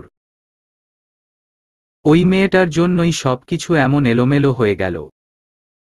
একটা সাজানো সংসার ফেলে উনি গেলেন ক্যারিয়ার ঠিক করতে। এখন তো এই সংসার টিকে থাকার বিন্দুমাত্র সম্ভাবনা নেই। কথায় আছে, কারো পৌষ মাস তো কারো সর্বনাশ। এই কথাটা যেন আবার সত্য প্রমাণিত হল। এত কিছুর মাঝেও ঐশীর কাছে সম্ভাবনার দ্বার খুলে গেছে। মুখোশ খুলে বাইরে আসছে তার আসল রূপ। ঐশী মনে মনে বলে, এবার এই সুযোগকে কাজে লাগিয়ে আমি আয়ুষ ভাইয়াকে নিজের করে নেব। আয়ুষ ভাইয়া তো ঈশিতাকে কখনো স্পর্শ পর্যন্ত করেনি, ওদের মধ্যে স্বামী স্ত্রীর কিছুই হয়নি। আয়ুষ ভাইয়া এবার শুধু আমার হবে, শুধুই আমার। এসব কথা ভেবেই হাসল ঐশী। এখন তার একটাই কাজ। যে কোনো মূল্যে আয়ুষকে নিজের দিকে প্ররোচিত করা। তাহলেই ষোলকলা পূর্ণ হবে, সফল হবে তার পরিকল্পনা। ঈশিতা লন্ডনে এসে সবকিছুর সাথে মানিয়ে নেয়ার চেষ্টা করছে। যদিওবা এসব করতে তার অনেক সময় লাগছে, তবে তামিমের মামা এবং মামি ভীষণ ভালো মানসিকতার। তাদের সাথে মানিয়ে নিতে ঈশিতার মোটেও সমস্যা হচ্ছে না, বরং ভালোই লাগছে অনেক। তবে লন্ডন শহরে মানিয়ে নেয়া তার জন্য কষ্টকর। গ্রামে বড় হয়ে ওঠা এক সাধারণ মেয়ের কাছে এত অত্যাধুনিক শহরে থাকার অভিজ্ঞতা একেবারেই ভিন্ন। ঈশিতা তো ভেবে পাচ্ছে না এই শহরে নিজেকে কিভাবে মানিয়ে নেবে। আদৌ পারবে তো? এর মাঝে তার ফোনে এলো জাহানারা বেগমের কল। ফোনটা রিসিভ করতেই জাহানারা বেগম ঈশিতাকে ভৎসনা করে বলল, লোভী, স্বার্থপর মেয়ে। তোমার জন্য আমার সংসারটা ভেসে যেতে বসেছে। তুমি তো আমার সংসারে অলক্ষ্মী হয়ে এসেছিলে আর আমি তোমায় মাথায় তুলেছিলাম। তোমার কখনো ভালো হবে না দেখে নিও। আমার ছেলেটাকে কষ্ট দিয়ে তুমি সুখী হতে পারবে না। বলেই তিনি ফোন রেখে দেন। ঈশিতা কিছু বুঝে উঠতে পারে না, কিছু বলারও সুযোগ পায় না। জাহানারা বেগমের থেকে এমন কিছু আশা করেনি সে। মহিলাটা তাকে কতই না ভালোবাসত। ঈশিতা এরপর আয়ুষকে ফোন করল। আয়ুষ ফোনটা রিসিভ করতেই ঈশিতা জিজ্ঞেস করল, কেমন আছেন আপনি? ওদিকের পরিস্থিতি ঠিকঠাক তো? আমি ভালোই আছি। আর এখানকার পরিস্থিতিও ভালো। তুমি বলো ওখানকার কি অবস্থা? লন্ডনে কোন অসুবিধা হচ্ছে না তো? না, এদিকেও সব ঠিক আছে। বেশ, তবে আর কি? তুমি নিজের ক্যারিয়ারে ফোকাস করো, এটাই তো চেয়েছিলে তুমি। যা চেয়েছো তাই পেয়েছো। এখন তুমি নিশ্চয়ই অনেক খুশি। এভাবে বলছেন কেন? তো কিভাবে বলবো? ঈশিতার ভীষণ খারাপ লাগল। আবেগের বশে বলল, আমার কাজগুলো কি ভীষণ স্বার্থপর ছিল? এই প্রশ্ন তুমি আমাকে না করে নিজেকে করো, উত্তর পেয়ে যাবে। ঈশিতা স্তব্ধ। আপনারা আমায় ভুল বুঝছেন। কেউ তোমায় ভুল বুঝছে না। তুমি নিজের মতো থাকো। মনে করো তুমি বিদেশে যাওয়ার পর থেকে আমাদের রাস্তা আলাদা হয়ে গেছে। এমন করে বলবেন না। আমি না বললেই বাস্তবতা বদলাবে না ঈশিতা। তুমি তো কখনো আমার সাথে সংসার করতে চাওনি। আর আল্লাহ হয়তো তোমার সেই চাওয়াটাই পূর্ণ করতে চলেছেন। আপনি একদম এমন ভাবে বলবেন না। সব ঠিক হয়ে যাবে। হয়তো। আমি ফিরব, আমার জন্য একটু অপেক্ষা করবেন। কত বছর অপেক্ষা করব? আজীবন। এমন বলবেন না। এ পর্যায়ে ধৈর্য হারালো আয়ুষ। রেগে বলল, তো কিভাবে বলবো? আর কোন ভাষায় কথা শুনতে চাও তুমি? তুমি কি মনে করো সবকিছু এতটাই সহজ? তুমি যেভাবে চাইবে সেভাবেই সব হবে। দুনিয়াটা তোমার মর্জি মতো চলবে না ঈশিতা।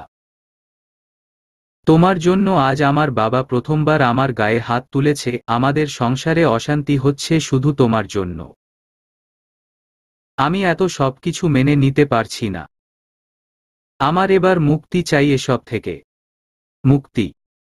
হ্যাঁ, মুক্তি। তুমি নিজের জীবন নিজের মতো গুছিয়ে নাও। আমি এভাবে দ্বিধা নিয়ে বাঁচতে পারবো না আজীবন। আমার শান্তি চাই। ঈশিতা স্তব্ধ, বিমূর্ষ। তবে সে হার মানবে না। আয়ুষকে বলল, আমি জানি আপনি মুখে যাই বলুন আপনি আমার জন্য অপেক্ষা করবেন। আমি সেই আশাতেই রইলাম। আজ থেকে ঠিক 5 বছর পর আমি দেশে ফিরব। আপনাকে আমার জন্য অপেক্ষা করতেই হবে মিস্টার আয়ুষ, করতেই হবে। বলেই ঈশিতা ফোন রেখে দেয়। আয়ুষ মাথায় হাত দিয়ে বসে পড়ে বিছানায়। তার কিছু ভালো লাগছে না। সবকিছু এলোমেলো লাগছে। জড়িয়ে যাচ্ছে সবকিছু। ঐশী ঈশিতাকে ফোন দিল। ঈশিতা ফোন রিসিভ করতেই ঐশী বলল, তুমি এত স্বার্থপরতা কেন করছো ঈশিতা? কেন আয়ুষ ভাইয়াকে এত দ্বিধায় রাখছো? তোমার সমস্যাটা কি? আয়ুষ ভাইয়াকে সুখী হতে দিতে চাও না তুমি? তোমায় এসব বলতে বাধ্য নই। তুমি একটা লোভী, স্বার্থপর মেয়ে, যে নিজের ছাড়া কারো কথা ভাবনি। আয়ুষ ভাইয়ার কথা তো নাই, তোমার সাথে এই পৃথিবীর কোন পুরুষই সুখী হবে না। তুমি এক অভিশপ্ত নারী। বিদেশে গেছো, তোমার চরিত্র আর কয়দিন ঠিক থাকবে? তখন কি তোমার মতো দুশ্চরিত্রাকে আয়ুষ ভাইয়া নিজের বউ হিসেবে মানবে? নাকি আমরা তোমায় তালুকদার বাড়ির বউ মানব? আমার চরিত্র হেফাজত করার দায়িত্ব আমার। এই নিয়ে তোমায় ভাবতে হবে না।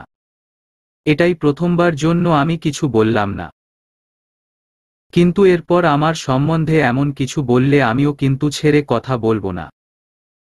ঈশিতা লন্ডনে থেকে নিজের পড়াশোনায় ফোকাস করে। তার লক্ষ্য এখন একজন ভালো ডাক্তার হওয়া। তবে সে নিয়মিত আয়ুষের সাথে কল দিয়ে তার খোঁজ খবর নেয়। আয়ুষকে বারংবার বলে তার জন্য অপেক্ষা করতে। আয়ুষও ঈশিতার সামনে এই বিষয়ে কম কথা বলার চেষ্টা করে। এদিকে ঐশী বুঝতে পারে আয়ুষ ঈশিতাকেই ভালোবাসে এবং তার সাথেই সংসার করতে চায়, তাই ঐশীর মনে আয়ুষকে নিজের করে নেবার ভাবনা ঘোরাফেরা করলেও সে নিজেকে সামলে নেয়।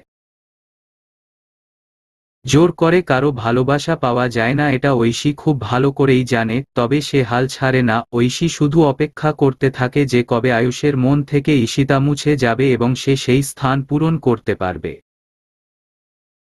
তবে আয়ুষের মনে ঈশিতা ছাড়া যেন আর কোন ভাবনাই নেই। ঐশী তাই তো একদিন অবলীলায় আয়ুষকে কল্পনা করে বলে, তোমার মনে বা জীবনে কি আমি কখনো ঠাঁই পাবো না আয়ুষ ভাইয়া? সবসময় এভাবেই থাকতে হবে। আমি যে তোমার দ্বিধায় বাঁচি আয়ুষ ভাইয়া। 5 বছর পর তালুকদার বাড়ির মধ্যে দিয়ে অনেক হাওয়া বয়ে গেছে। এই 5 বছরে পরিস্থিতি বদলেছে অনেক। গুলশেনারা বেগম এখন অনেকটাই শয্যাশায়ী হয়ে গেছেন। সাংসারিক ব্যাপারে এখন আর তার কোন আগ্রহ নেই। আলতাফ তালুকদারও বয়সের ভারে নুইয়ে গেছেন।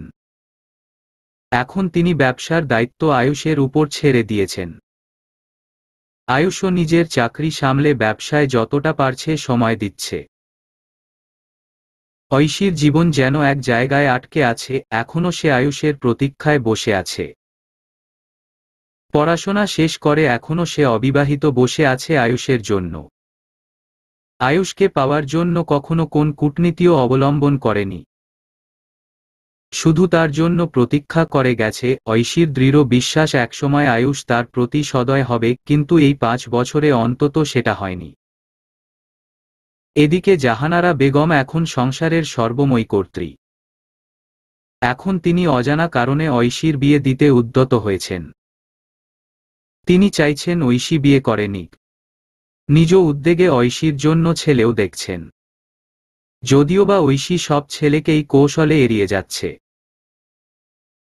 কিন্তু জাহানারা বেগম যেভাবে উঠে পড়ে লেগেছে তখন যে তিনি ঐশীর বিয়ে দেবেনই, এটা অনেকটা নিশ্চিত হয়ে উঠেছে।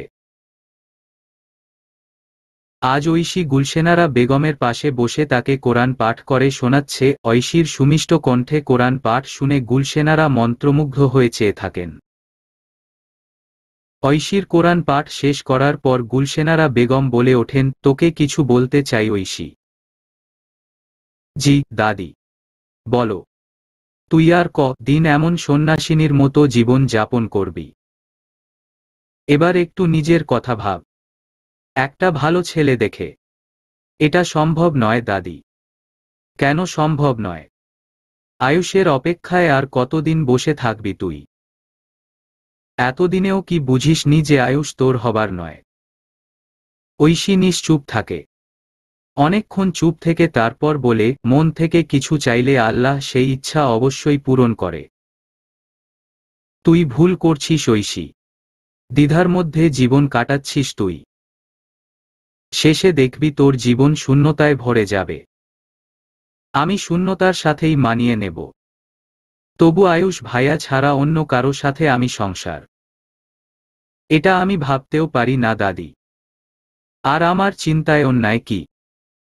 আমি তো কখনোই জোরপূর্বক আয়ুষ ভাইয়ার জীবনে প্রবেশ করতে চাইনি। শুধু অপেক্ষা করে গেছি যেটা প্রয়োজনে আজীবন করে যাব। জানি না আল্লাহ তোকে কতটা ধৈর্য দিয়ে এই দুনিয়ায় প্রেরণ করেছে। তবে আমার পরামর্শ এটাই, এই দ্বিধার জীবন তুই ছেড়ে দে। এটা মেনে নে যে আয়ুষ তোর হবার নয়। যদি আয়ুষ ভাইয়ার না হই তো ঠিক আছে, কিন্তু অন্য কারোরও হব না আমি। ঐশী রেহেনও জেদের কাছে পরাজয় স্বীকার করে নেন গুলশেনারা বেগম। এমনিতেও এখন তার জীবনের শেষ সময় চলছে, তাই এখন আর তিনি এসব দুনিয়াবি বিষয়ে চিন্তা করতে চান না। আগে আয়ুষ ঈশিতা এসব নিয়ে কথা বললেও এখন এসব আর করেন না। সংসারের বিষয়েও মাথা ঘামান না। শেষ জীবনটা আল্লাহর আরাধনা করেই কাটাতে চান তিনি। তবে ঐশীকে নিয়ে তার চিন্তার শেষ নেই। সে যে তার ছেলের রেখে যাওয়া আলামত, তাই নিজে বেঁচে থাকতে ঐশীর একটা ব্যবস্থা না করে গেলে মৃত্যুর পর কিভাবে নিজের ছোট ছেলে আর বৌমার মুখোমুখি হবেন, এই চিন্তাই তাকে কুরে কুরে খায় প্রতিটা মুহূর্তে। তাই তো তিনি আল্লাহর কাছে প্রতিনিয়ত ঐশীর সুবুদ্ধি চেয়ে দোয়া করেন। তিনি চান মেয়েটার ভাগ্যে যেন এক পশলা সুখের আগমন হয়। জাহানারা বেগম আজ নিজের হাতে রান্না করছেন, তাও হরেক রকমের পদ। তাকে এত সব রান্নায় ব্যস্ত দেখে আয়ুষ প্রশ্ন করে, আজ হঠাৎ এত স্পেশাল আয়োজন কেন মা? কোন স্পেশাল কিছু কি আছে? জাহানারা বেগম বলেন, তেমন কিছু না। যাই হোক, কাল রাতে আমার ঈশিতার সাথে কথা হলো। তুই নাকি এক সপ্তাহ থেকে ওর সাথে কথা বলছিস না। এসবের কারণ কি আয়ুষ? মেয়েটার সাথে এমন করছিস কেন? ও তোকে কত ভালোবাসে, এত দূর বিদেশে গিয়েও তোকে ভুলে যায়নি, আর তুই এমন করছিস। ঈশিতার কিছু সিদ্ধান্ত আমি মেনে নিতে পারিনি মা। ও লন্ডনে নিজের এত সুন্দর ক্যারিয়ার ছেড়ে দেশে ফিরতে চায়। এটা কি ঠিক বলো? কেন ঠিক নয়? ও কি আজীবন বিদেশে পড়ে থাকবে? এদেশে থেকেও তো ভালো কিছু করা যায়। ও এসে এবার সংসারের দায়িত্ব কাঁধে তুলে নিক। আমি আর কতদিন একা হাতে সবটা সামলাব? আয়ুষ প্রত্যুত্তরে কিছু বলল না। জাহানারা বেগম রান্না করতে করতে মনে মনে বললেন, ঈশিতাকে ফিরতেই হতো। ওই ঐশীর ব্যবহার আমার মোটেই সুবিধার লাগছে না। এতদিন ধরে ওর বিয়ে দেবার চেষ্টা করছি, কিন্তু বিয়ে করছে না। নিশ্চয়ই আমার ছেলের ঘাড়ে ঝুলে বসার পরিকল্পনা নিয়ে আছে। এটা আমি কিছুতেই হতে দেব না। সেজন্য ঈশিতাকে তো ফিরতে হতোই। হঠাৎ বাড়ির কলিং বেল বেজে ওঠে। ঐশী ড্রয়িং রুমে থাকায় সে শুনতে পেয়ে দরজা খুলে দিল। দরজা খুলতেই হতবাক হয়ে তাকিয়ে রইল। বিস্ময়ের সুরে বলল, তুমি? ঈশিতা হেসে বলল, হ্যাঁ আমি। আবার ফিরে এলাম নিজের সংসারে, নিজের স্বামীর কাছে। ঐশীকে পাশ কাটিয়ে ঈশিতা তালুকদার বাড়িতে প্রবেশ করে। জাহানারা বেগম রান্নাঘর থেকে বেরিয়ে বললেন, কে এলো রে? ঈশিতাকে দেখেই তিনি খুশি হয়ে বললেন, তুমি এসে গেছো ঈশিতা। এসো এসো, তোমার জন্যই তো এত আয়োজন করছি। ঐশী বলল, বড় আম্মু তুমি কি জানতে ঐশী আজ ফিরবে? তাহলে আমাদের বলো নি কেন? জাহানারা বেগম দায়সারা ভাবে বলেন, বলার প্রয়োজন মনে করিনি তাই। ঐশীর মুখ থমথমে হয়ে যায়। ঈশিতা বলে, আরে না, আমি চেয়েছিলাম সবাইকে সারপ্রাইজ দিতে। এই জন্য মাকে নিষেধ করেছিলাম সবাইকে জানাতে। মা? ও কোথায়? ও মানে আয়ুষ? ও তো ওর রুমে। যাও গিয়ে ওকে অবাক করে দাও। ঈশিতা আয়ুষের রুমের দিকে পা বাড়ায়। ঐশী ঈশিতার যাওয়ার পানে তাকিয়ে থাকে। জাহানারা বেগম বলেন, যাক, এতদিনে আমার বাড়ির বউ বাড়িতে ফিরল। এখন আমি নিশ্চিন্তে থাকতে পারব। চারিদিকে যা চিল শকুনের নজর আমার ছেলের দিকে। ঐশী বুঝল কথাটা তাকে উদ্দেশ্য করেই বলা। তবে সে কোন প্রতিক্রিয়া দেখাল না। ঈশিতা গিয়ে দাঁড়ালো আয়ুষের দরজার সামনে। দরজায় নক করার কিছুক্ষণ পর আয়ুষ দরজা খুলে ঈশিতাকে দেখে ভূত দেখার মতো চমকে গেল। ঈশিতা হেসে বলল, সারপ্রাইজড। আয়ুষকে প্রথমে খুশি লাগলেও হঠাৎ তার মুখ গম্ভীর হয়ে গেল। রেগে সে ঈশিতার মুখের উপর দরজা লাগিয়ে দিল। ঈশিতা স্তব্ধ। আয়ুষ চিৎকার করে বলল, কেন এসেছো এখানে তুমি? লন্ডনে ফিরে যাও আবার। তোমাকে আমি চাই না। আয়ুষ যে ঈশিতাকে চায় না এই কথাটা ঈশিতা মেনে নিতে পারছে না। ঈশিতার মুখে আধার নেমে এলো। চোখ বেয়ে গড়িয়ে পড়ল নোনা জল। অভিমান ভরা কণ্ঠে ঈশিতা বলে উঠল, আমার সাথে এমন করছেন কেন আয়ুষ? এক সপ্তাহ থেকে আমার সাথে কোন কথা বলছেন না। আমাকে এড়িয়ে চলছেন। আজ ভেবেছিলাম আমাকে দেখে ভীষণ খুশি হবেন, কিন্তু আপনি এমন ব্যবহার করছেন। আমি কি জানতে পারি আমার দোষটা কোথায়? আয়ুষ নিজেকে ধাতস্থ করার চেষ্টায় রত হয়। ধীর গলায় বলে, আমি কোন কথা বাড়াতে চাইছি না। তুমি যাও এখান থেকে। তোমার উপস্থিতি আমার সহ্য হচ্ছে না। যাব না আমি। এখানেই দাঁড়িয়ে থাকব। আয়ুষ রেগে দরজা খুলে বের হয়। ঈশিতাকে কিছু বলার সুযোগ না দিয়ে ঈশিতার হাত ধরে তাকে দূরে নিয়ে গিয়ে বলে, তোমায় আমি বলেছিলাম না তোমায় আর দেশে ফিরতে হবে না? তাহলে কেন ফিরলে তুমি? আমাকে শান্তিতে থাকতে দেখে তোমার ভালো লাগছিল না বুঝি? এই জন্য আমার লাইফটা হেল করতে চলে এসেছো? আপনি এমন ভাবে কথা বলছেন কেন আয়ুষ? তুমি জানো না কিছু?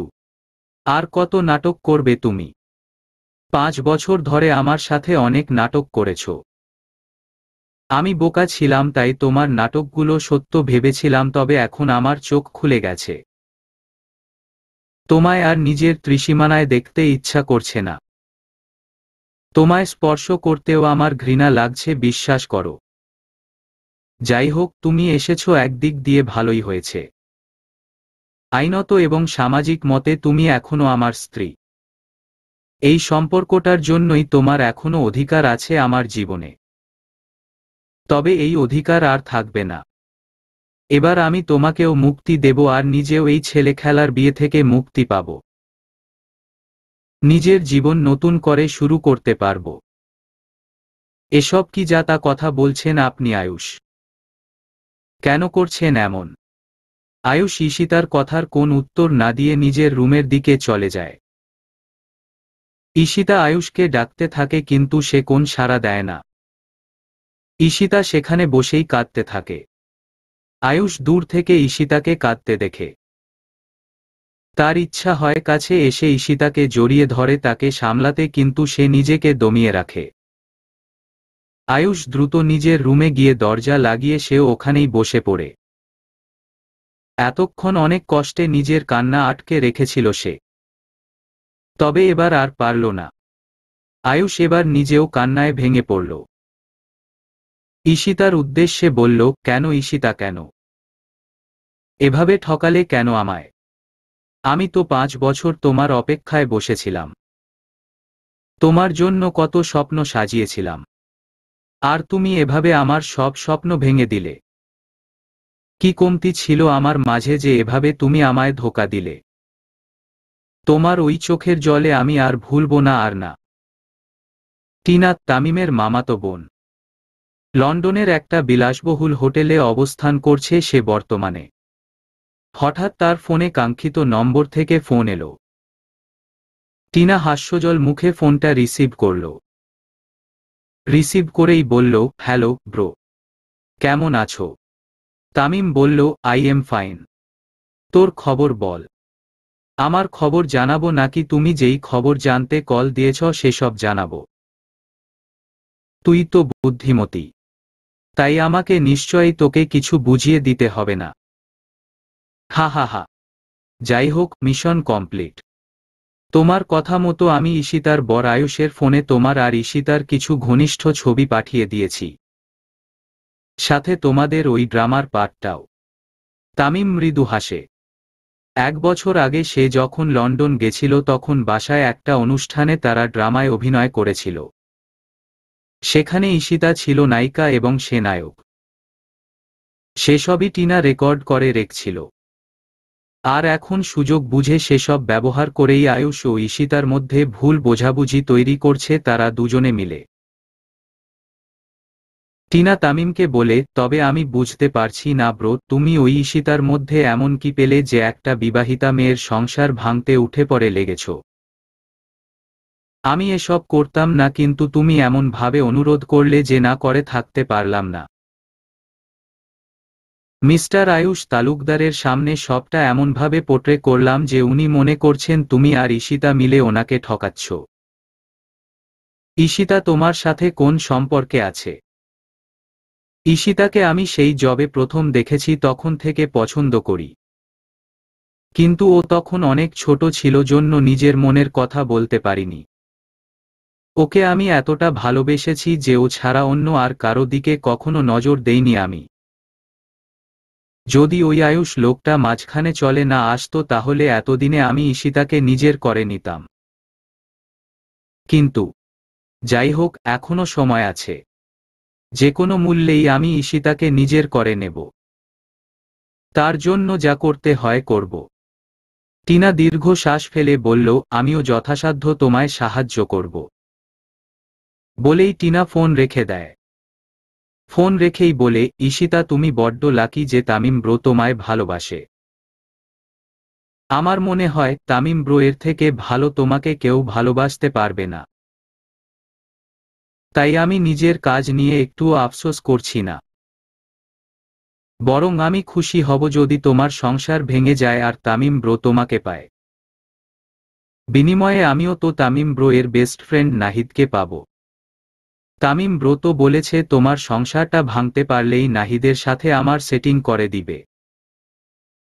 তার জন্য এতটুকু তো আমি করতেই পারি। বলেই টিনা নিজের ফোনে নাহিদের একটা ছবি বের করে শুয়ে পড়ল বিছানায়। ঈশিতা জাহানারা বেগমের রুমে এসে বসেছে। জাহানারা বেগম ঈশিতার মাথায় হাত বুলিয়ে দিয়ে বলেন, আমি জানি না আয়ুষ তোমার সাথে এমন কেন করছে, তবে তুমি কোন চিন্তা করবে না, দেখবা সব ঠিক হয়ে যাবে। ও হয়তো একটু অভিমান করেছে। এতগুলো বছর পর তুমি ফিরলা আর বাড়িতে এই পরিস্থিতি। যাই হোক, কতক্ষণ আর না খেয়ে থাকবে? চলো খেয়ে নেবে। আমার খেতে ইচ্ছা করছে না মা। না বললে তো আমি শুনব না। এসো আমি তোমাকে খাইয়ে দিচ্ছি। বলেই জাহানারা বেগম ভাত নিয়ে এসে ঈশিতাকে খাইয়ে দেন। ঈশিতা যেন জাহানারা বেগমের মাঝে নিজের মাকে খুঁজে পায়। জাহানারা বেগমকে জড়িয়ে ধরে বলে, আমার জন্যই সবকিছু এমন হয়ে গেছে তাই না মা? আমি যদি বিদেশে না যেতাম তাহলে আপনার ছেলে এভাবে আমার উপর রাগ করে থাকতো না। আমার শ্বশুর মশাই, দাদি, শাশুড়ি সবার মন আমি জয় করতে পারতাম। এখন এসব বলে তো কোন লাভ নেই বৌমা। আগে যা হয়েছে তা অতীত, তা আমরা বদলাতে পারবো না। কিন্তু এখন যা হবে তা আমাদের হাতেই রয়েছে। তুমি এখন চেষ্টা করো নিজের স্বামীর মন জয় করার, এই বাড়িতে নিজের অবস্থানটা শক্ত করার। ঈশিতা মাথা নাড়ায়। জাহানারা বেগম বলেন, আয়ুষ তোমার উপর বেশিক্ষণ রাগ করে থাকতে পারবে না। তুমি শুধু ক্যারিয়ার নিয়ে আর এত না ভেবে সংসারে মন দাও। ঈশিতা বলল, আমি আর ক্যারিয়ার নিয়ে ভাবছি না। আমি এখন শুধু আমার স্বামী সংসার নিয়ে ভাবছি। আগে নিজের স্বামী সংসার ঠিক করব, তারপর ক্যারিয়ার। আমি জানি না আয়ুষের কি হয়েছে, তবে আমি ওর সব অভিমান, সব রাগ মুছে দেব। এটাই তো চাই। আয়ুষের বদলে যাওয়া ব্যবহার ঈশিতাকে অবাক করেছে। সে বারবার গেছে আয়ুষের সাথে কথা বলার জন্য, কিন্তু আয়ুষ তাকে ফিরিয়ে দেয়। ঈশিতা বুঝে উঠতে পারে নাকি তার সমস্যা, কেন সে এমন অবহেলা করছে। তবে ঈশিতা ঠিক করে নিয়েছে সে যে করেই হোক আবার আয়ুষের মন জয় করবেই। এটা যতই কঠিন কাজ হোক সে করবেই। ঈশিতার এমন ভাবনা থেকেই সিদ্ধান্ত নিল আজ সে বাড়ির সবার জন্য রান্না করবে। এতে শুধু আয়ুষ নয়, বাকি সবার মন জয় করতে পারবে। যেই ভাবা সেই কাজ। এই ভাবনা থেকেই আয়ুষ সহ পরিবারের সবার জন্য রান্না করতে লাগলো ঈশিতা। বিভিন্ন রকম রান্না করলো একা হাতে। ঈশিতা ভাবল এই রান্না দিয়েই সবার মন জয় করা সম্ভব। তবে সে হোঁচট খেল যখন এত কষ্ট করে রান্না শেষে সে সবাইকে পরিবেশন করতে গেল। আলতাফ তালুকদার তো ঈশিতাকে দেখেই রেগে গেলেন। জাহানারা বেগমকে রাগ দেখিয়ে বললেন, এসব রান্না কি এই মেয়েটা করেছে? জাহানারা বেগম মাথা নাড়ালেন। আলতাফ তালুকদার রেগে বলেন, তোমার সাহস কি করে হয় এমনটা করার? কি করে ভাবলে তুমি যে তোমার রান্না করা খাবার আমরা খাব? আমরা কেউ এই খাবার স্পর্শ করব না। গুলশেনারা বেগম বলেন, খাবারের উপর এভাবে রাগ দেখাতে নেই আলতাফ। আল্লাহ নারাজ হন। তুমি যাই বলো না কেন আম্মা, আমি এই মেয়ের হাতের পানীয় স্পর্শ করব না। বলেই আলতাফ তালুকদার উঠে চলে যান। ঈশিতার দুচোখ বেয়ে গড়িয়ে পড়তে থাকে নোনা জল। গুলশেনারা বেগম রাগ করে বলেন, এই মেয়ে তুমি রান্না করতে গেলে কেন? তোমার জন্য আমার ছেলেটা না খেয়ে রইল। কিন্তু আমি তো আর অন্য নষ্ট করতে পারব না। এই ঐশী চল আমরা অল্প খেয়ে উঠে পড়ি। ঐশী মাথা নাড়াল। দুজনে অল্প পরিমাণে খেয়ে উঠে পড়ল। সবার এমন ব্যবহার একদম আশা করেনি ঈশিতা। সে ভেবেছিল তার প্রথমবার রান্না সবাই বেশ আয়েস করে খাবে। কিন্তু সবার থেকে যা ব্যবহার পেল তা অবিশ্বাস্য। জাহানারা বেগম এসে ঈশিতাকে সান্ত্বনা দিয়ে বললেন, তুমি একদম চিন্তা করো না। সবকিছু ঠিক হয়ে যাবে, দেখো। সময়ের সাথে সব ঠিক হয়ে যাবে। আর যাই হোক না কেন, আয়ুষ তো আজ তোমার রান্না খেয়ে ভীষণ খুশি হবে, দেখে নিও। আয়ুষের সব রাগ জল হবে। পরিবারের বাকি সবাই একটু বেশিই রেগে আছে, তাই হয়তো সময় লাগবে, কিন্তু আয়ুষ আজই একদম আবার আগের মতো তোমায় কাছে টেনে নেবে। এটা আমার বিশ্বাস। শাশুড়ির কথায় ভীষণ ভরসা পেল ঈশিতা। তার মনে হলো এবার বুঝি সব ঠিক হয়ে যাবে। আয়ুষ তো প্রায়ই বলতো ঈশিতার সাথে একটা সুখের সংসার সাজাতে চায়। এবার ঈশিতা নিজে থেকে এত কিছু করছে জানলে তার থেকে খুশি আর কেউ হবে না। ঈশিতার বাকি দিনগুলো চলে গেল আয়ুষের অপেক্ষায়। এজন্য সে নিজেও না খেয়ে রইল। উদ্দেশ্য, আয়ুষ ফিরলে সব মান অভিমান মুছে দুজনে মিলে একসাথে খাবে। জাহানারা বেগমও ঈশিতার এই সিদ্ধান্তে বড্ড খুশি। খুশির জোয়ার বইছে তার মনের মাঝে। তিনি তো সবসময় এটাই চেয়েছিলেন যে ঈশিতা এবার সংসারী হোক। তাদের মাঝে সব সমস্যা মিটে যাক। যাই হোক, দুপুরে ক্লান্ত হয়ে বাসায় ফিরল আয়ুষ। আয়ুষ কলিং বেল চাপতেই ঈশিতা গিয়ে নিজে দরজা খুলে তাকে হাসি মুখ উপহার দিল। কিন্তু আয়ুষ তাকিয়ে রইল থমথমে গম্ভীর মুখে। ঈশিতার এটা ভালো লাগল না। তার সমস্ত খুশিও যেন মিলিয়ে গেল। আয়ুষ ঈশিতাকে পাশ কাটিয়ে ভেতরে ঢুকল। আয়ুষ সামনে এগোতে নিতেই ঈশিতা সাহস করে বলল, আমি আজ নিজের হাতে আপনার জন্য অনেক কিছু রান্না করেছি। আপনি খাবেন তো? আয়ুষ ঈশিতার কথা শুনে দাঁড়িয়ে পড়ল। ঈশিতার মনে আশার সঞ্চার হল। সে খুব সুন্দর করে থালায় খাবার বাড়ল আয়ুষের জন্য। অতঃপর তার দিকে খাবার বাড়িয়ে দিয়ে বলল, এই নিন, খান। আয়ুষ কিছুক্ষণ চুপ করে দেখল। তারপর এমন এক কাণ্ড করে বসল যা ঈশিতা কল্পনাতেও আনেনি। এক মুহূর্তে সব খাবার ছুঁড়ে মারল দূরে। চিৎকার করে বলল, কোন সাহসে তুমি আমার জন্য খাবার করেছ? কি ভেবেছটা কি তুমি? তোমার মতো দুশ্চরিত্রা মেয়ের হাতের রান্না আমি খাব? ঈশিতা হতবাক হয়ে বলল, আয়ুষ, এসব কি বলছেন আপনি? আমি দুশ্চরিত্রা? জাহানারা বেগম, আলতাফ তালুকদার, গুলশেনারা বেগম, ঐশী সবাই ছুটে এলো আয়ুষের চিৎকার শুনেই। জাহানারা বেগম এসে বললেন, কি হয়েছে আয়ুষ? এভাবে চেঁচাচ্ছিস কেন? চেঁচাব না তো কি? এই মেয়েটার এত অডাসিটি হয় কিভাবে? আমার জন্য কেন রান্না করেছ? ও তোর স্ত্রী আয়ুষ। কিসের স্ত্রী? যেই মেয়ে বিদেশে গিয়ে আমার অলক্ষ্যে অন্য ছেলের সাথে সম্পর্কে জোড়ায় তাকে আমি স্ত্রীর মর্যাদা দেব? ঈশিতার চোখ দিয়ে অঝরে অশ্রু পড়ছে। সে অবিশ্বাসের কণ্ঠে বলে, আমার নামে এসব বাজে কথা বলা বন্ধ করুন। কিসের ভিত্তিতে এসব বলছেন আপনি? আয়ুষ ভীষণ ক্ষেপে আছে। আমি চাইনি সবাইকে এসব দেখাতে, কিন্তু তোমার এই অভিনয় দেখে আমি আর চুপ থাকতে পারলাম না। বলেই সে সবাইকে তামিম ও ঈশিতার কিছু ছবি আর সাথে সেই ড্রামার ভিডিওটাও দেখায়। এটা দেখে ঈশিতা স্তব্ধ। জাহানারা বেগম বলেন, ছি ঈশিতা, ছি। আমি কত বিশ্বাস করেছিলাম তোমায়, আর তুমি সেই বিশ্বাসের এই প্রতিদান দিলে। আলতাফ তালুকদার বলেন, দেখলে তো জাহানারা, এই জন্য আমি শুরু থেকে এই মেয়েকে পছন্দ করি না। তোমরা মা ছেলে তো এই মেয়েকে নিয়ে অনেক আদিক্ষেতা দেখিয়েছ। এবার বোঝো তার ফল। ঐশী বলে, বিদেশে যাওয়ার আগে তো খুব বড় বড় কথা বলেছিলে যে তোমার চরিত্র হেফাজতে রাখার দায়িত্ব তোমার।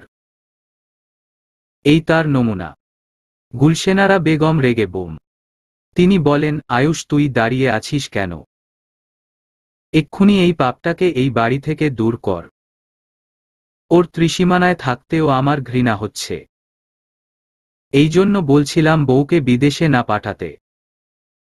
এবার দেখেছিস তো এর পরিণাম। ঈশিতা সবার উদ্দেশ্যে বলে, আপনারা বিশ্বাস করুন, এই সব কিছু মিথ্যা। আমার আর তামিম ভাইয়ের মধ্যে এমন কিছু নেই। আয়ুষ ঈশিতাকে শক্ত করে ধরে বলে, একদম মিথ্যা কথা বলবে না। আমি তোমার লেখা ডায়েরি পড়েছি।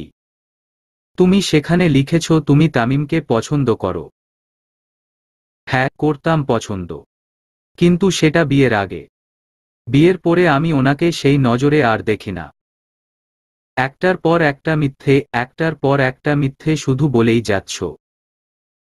ঈশিতা জাহানারা বেগমের সামনে গিয়ে বলে, মা, আপনি অন্তত আমায় বিশ্বাস করুন। জাহানারা বেগম একটা অবিশ্বাস্য কাহিনী করে বসেন। ঠাস করে থাপ্পড় মারেন ঈশিতাকে। আর বলেন, তোমাকে বিশ্বাস করাই আমার জীবনের সবথেকে বড় ভুল। দূরে যাও আমার থেকে। আমার ঘৃণা হচ্ছে তোমায় দেখে। মা, আপনিও। খবরদার আমায় মা বলে ডাকবে না। আয়ুষ, তোকে এই দুশ্চরিত্রা মেয়ের সাথে সংসার করতে হবে না। তুই একে ডিভোর্স দে। আয়ুষ এসে ঈশিতার হাত শক্ত করে ধরে বলে, হ্যাঁ মা, এবার তাই করব। ঈশিতা হাত ঝটকা দিয়ে সরিয়ে বলে, আমি আপনাকে ডিভোর্স দিব না। আমাকে একটা সুযোগ দিন নিজেকে নির্দোষ প্রমাণ করার। আর কত সুযোগ দেব তোমায়? 5 বছর যথেষ্ট সুযোগ দিয়েছি আমার জীবন নষ্ট করার, আর নয়। আমাকে শুধু 72 ঘন্টা সময় দিন। এই 72 ঘন্টার মধ্যে আমি প্রমাণ করে ছাড়ব আমি কোন অন্যায় করিনি। এটা ঈশিতার চ্যালেঞ্জ। ঈশিতা রুমে এসে দরজা লাগিয়ে বসে আছে। সবার এত অপমান, এত গঞ্জনা তার মনকে বিষিয়ে তুলেছে। নানা খারাপ চিন্তা মাথায় আসছে, কিন্তু ঈশিতা নিজেকে সামলে রাখল। জোরে শ্বাস নিয়ে বলল, আমায় এখন কোন ভুল সিদ্ধান্ত নিলে চলবে না। আগে সবার সামনে এটা প্রমাণ করে দেখিয়ে দিতে হবে যে আমি সম্পূর্ণ নির্দোষ। তারপর কোন সিদ্ধান্তে পৌঁছাতে হবে। ঈশিতা আয়ুষের দেখানো সমস্ত ভিডিওর কথা ভাবতে লাগল। ঈশিতা খেয়াল করেছে আয়ুষ ফেসবুকে মেসেঞ্জারে এই ভিডিও এবং ছবিগুলো দেখাচ্ছিল। আর এই সব টিনার আইডি থেকে তাকে পাঠানো হয়েছে। ঈশিতা বোকা বনে গেল। এতক্ষণ তো এই কথাটা মাথাতেই আসেনি। টিনা আমার সাথে এমন কেন করল? ওর সাথে তো আমার কোন শত্রুতা নেই। ঈশিতা কিছুক্ষণ ভাবতে লাগল। হঠাৎ করে তার মাথায় একটা বুদ্ধি এলো। সেদিন যে তারা নাটক করেছে এই তথ্য তো টিনার মা বাবা জানে। ঈশিতাকে তো টিনার মা বাবা ভীষণ আপন করে নিয়েছে। একদম নিজের মেয়ের মতোই দেখেছেন। তারা নিশ্চয়ই সব জানলে ঈশিতার পক্ষেই কথা বলবে। টিনার সব চক্রান্ত তখন ফাঁস হয়ে যাবে। কিন্তু এর মাঝে ঈশিতার মনে এই চিন্তা এলো যে টিনা কেন তার কোন ক্ষতি করতে যাবে। তার সাথে তো ঈশিতার কোন পার্সোনাল শত্রুতা নেই, বরঞ্চ তাদের মধ্যে সম্পর্ক বেশ স্বাভাবিক ছিল।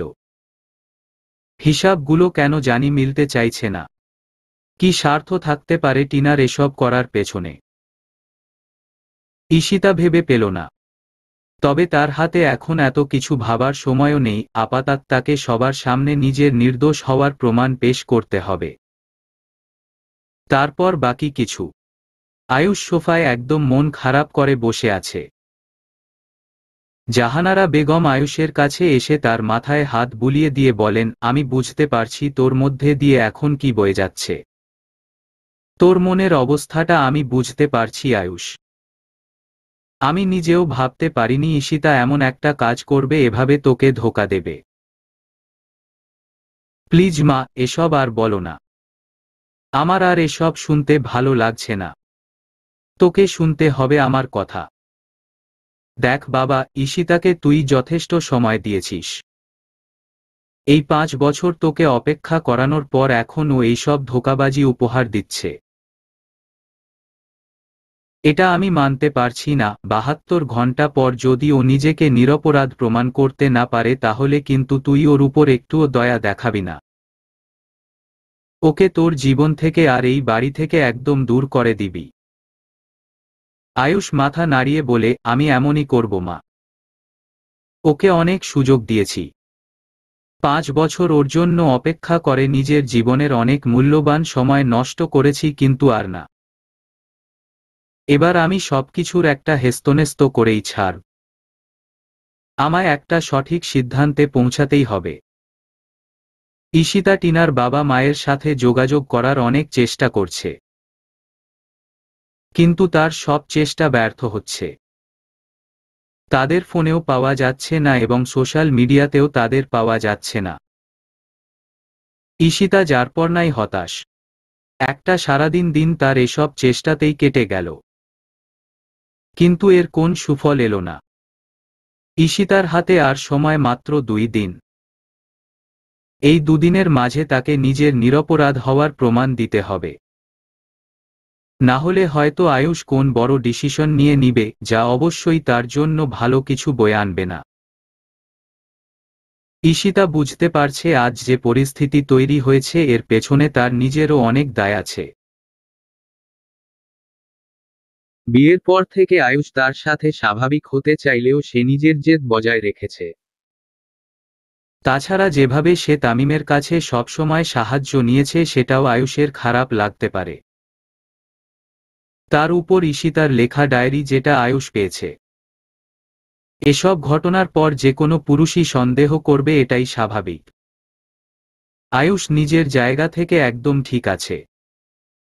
ভুল শুরু থেকে ঈশিতারই। কিন্তু ঈশিতা এতদিন নিজের ভুলগুলো উপলব্ধি না করে বরং এড়িয়ে গেছিল। ভীষণ স্বার্থপরতা করেছে সব ক্ষেত্রে, যার ফলে আজ এমন পরিস্থিতিতে এসে দাঁড়িয়েছে। কোথাও না কোথাও এই পরিস্থিতি সৃষ্টির পেছনে তারই দায় আছে। এসব জন্যই ঈশিতা আয়ুষের উপর পুরোপুরি রাগ করছে না বা তাকে ভুলও বুঝছে না। ঈশিতা জানে এখন যদি সে আবার নিজেকে নিরপরাধ প্রমাণ করতে পারে, যদি আয়ুষকে এটা বোঝাতে পারে যে তার সাথে তামিমের এমন কোন সম্পর্ক নেই, তাহলে আয়ুষ নিজের ভুল বুঝতে পেরে আবার ঈশিতাকে কাছে টেনে নেবে। এই জন্য ঈশিতা আশায় বুক বেঁধে আছে। এসব কিছুর পর হয়তো তাদের দুজনের ভীষণ সুখের সংসার হবে। আয়ুষ ঈশিতার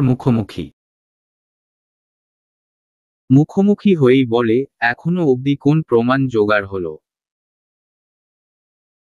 ঈশিতা দুপাশে মাথা ঝাঁকিয়ে বলে, না। আর কিন্তু মাত্র 2 দিন। এর মাঝে যদি কোন প্রমাণ না দিতে পারো তাহলে কিন্তু আমি কঠোর সিদ্ধান্ত নিতে বাধ্য হব। কঠোর সিদ্ধান্ত? হ্যাঁ, কঠোর সিদ্ধান্ত। জানো, তোমার দিকে তাকাতেও আমার ইচ্ছা করছে না।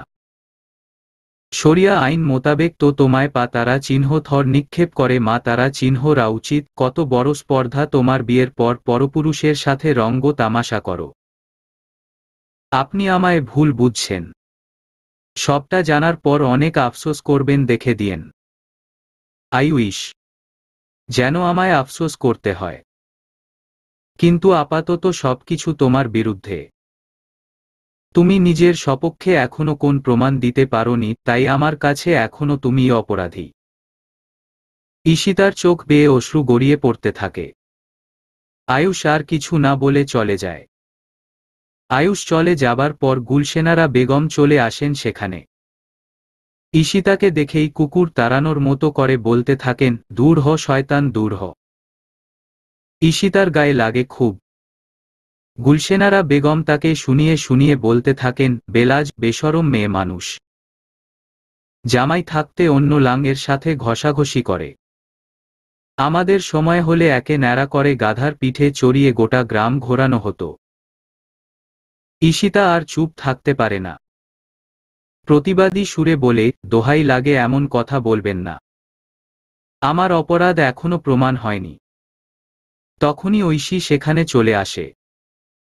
এসে ঈশিতার উদ্দেশ্যে বলে, ছোটবেলায় শুনেছিলাম চোরের মায়ের বড় গলা, আর এখন দেখতেও পারছি তোমার লজ্জা বলে কিছু নেই।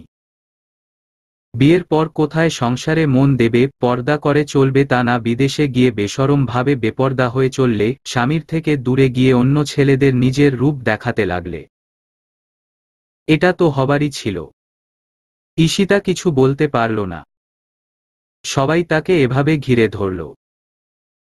একটু পর আলতাফ তালুকদার এসে বললেন, এই পাপটা যত তাড়াতাড়ি সম্ভব আমাদের বাড়ি থেকে দূর হবে ততই ভালো। এ থাকা মানেই আমাদের বাড়ি নাপাক হয়ে থাকা।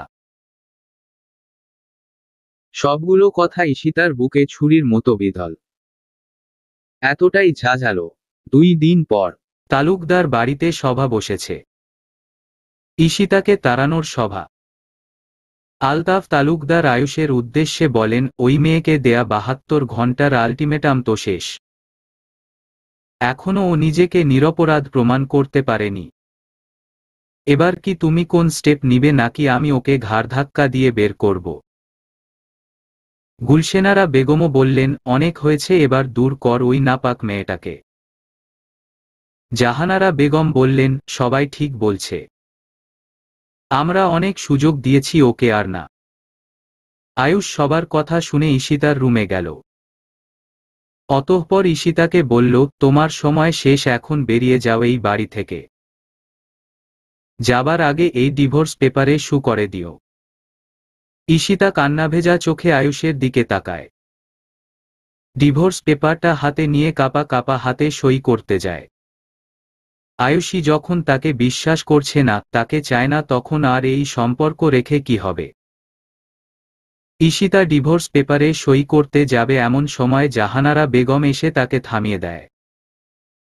ডিভোর্স পেপারটা কেড়ে নিয়ে বলে, থামো, দেখো কে এসেছেন।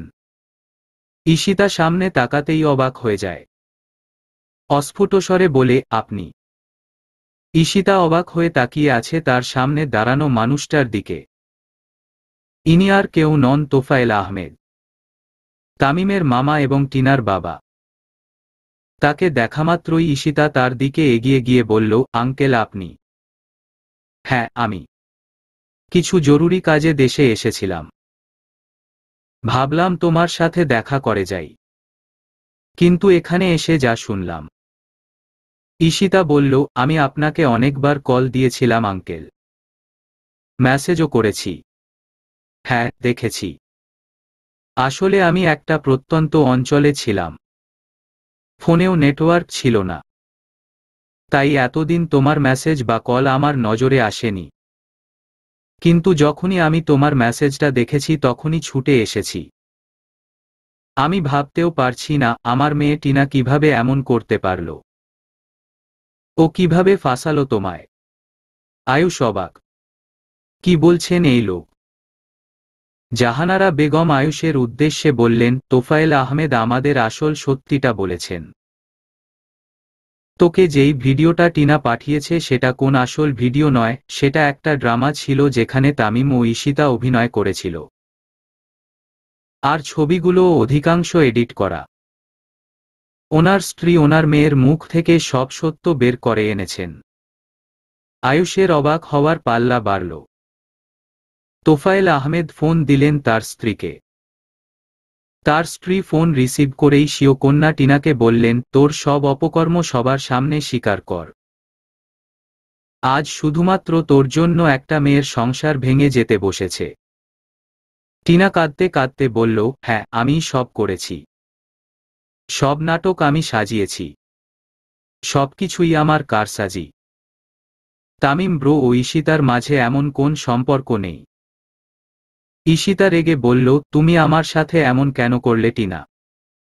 কি শত্রুতা ছিল আমার সাথে তোমার? টিনা মনে মনে ভাবল, যদি এখন আমি সবাইকে তামিম ব্রোর কথাটা বলে দেই তাহলে তামিম ব্রো কখনো নাহিদকে পেতে আমায় সাহায্য করবে না। এজন্য আমায় এখন সত্যটা গোপন রাখতেই হবে। অন্য কিছু একটা বলতে হবে। এই ভাবনা থেকেই টিনা বলল, আমার ঈশিতাকে খুব হিংসা হতো। ও আমাদের সম্পর্কে কেউ না হয়েও আমার মা বাবার এত প্রিয় ছিল। মা বাবা ওর সাথে আমার তুলনা টানত কারণ ওর মেডিকেলের রেজাল্ট আমার থেকে অনেক ভালো। এছাড়া ঈশিতা দেখতেও আমার থেকে অনেক সুন্দরী। এসব নিয়েই ওর প্রতি আমার রাগ ছিল। টিনার কোন কথাই যুক্তিযুক্ত লাগল না আয়ুষ বা ঈশিতা কারো কাছেই। আয়ুষ ধমকে বলে উঠল, আমার মনে হয় আপনি কিছু লুকাতে চাইছেন। শুধুমাত্র এই সব সাধারণ কারণে আপনি কেন ঈশিতার সাথে আমার সম্পর্ক ভাঙতে চাইবেন? নিশ্চয়ই এর পেছনে কোন বড় কারণ আছে। সত্যটা বলুন। ঈশিতাও বলল, হ্যাঁ, তুমি ভুল বলছো টিনা। আমার কাছেও এটা বিশ্বাসযোগ্য না। এর পেছনে তামিমের হাত নেই তো? আয়ুষের প্রশ্নে থতমত খেয়ে যায় টিনা। বলে ওঠে, না না, তামিম ব্রোর কোন হাত নেই এখানে। তামিম ভাই তো জানেও না আমার এসব চক্রান্তের ব্যাপারে। ঈশিতাও বলে, হ্যাঁ, তামিম ভাইয়া এমন মানুষ নয়। উনি আমাকে নিজেদের বোনের মতো দেখেন। উনি কত সাহায্য করেছেন আমায়। উনি এতটা নিচে নামতে পারেন না। আমার মনে হয় অন্য কোন কারণ আছে যেটা টিনা বলতে চাইছে না। তোফায়েল আহমেদ বলেন, এই টিনা, তুই আসল সত্যিটা বল। টিনার কাছে এখন আর কোন উপায় ছিল না। তাই সে বানিয়ে বলতে থাকে, ঈশিতা যখন প্রথম আমায় মিস্টার আয়ুষের ছবি দেখায় তখন আমি ওনার ছবি দেখেই ওনাকে পছন্দ করে ফেলি। ওদের এত মাখো মাখো প্রেম, তাই আমার সহ্য হতো না। আমার উদ্দেশ্য ছিল এভাবে ওদের সংসারটা ভেঙে তারপর আয়ুষের খারাপ সময়ে ওর পাশে থেকে ওর মনে জায়গা করে নেওয়া।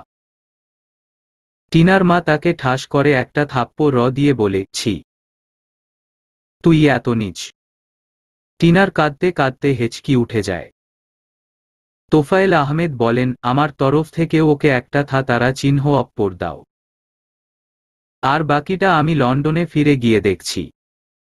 বলেই তিনি ফোন রেখে দেন।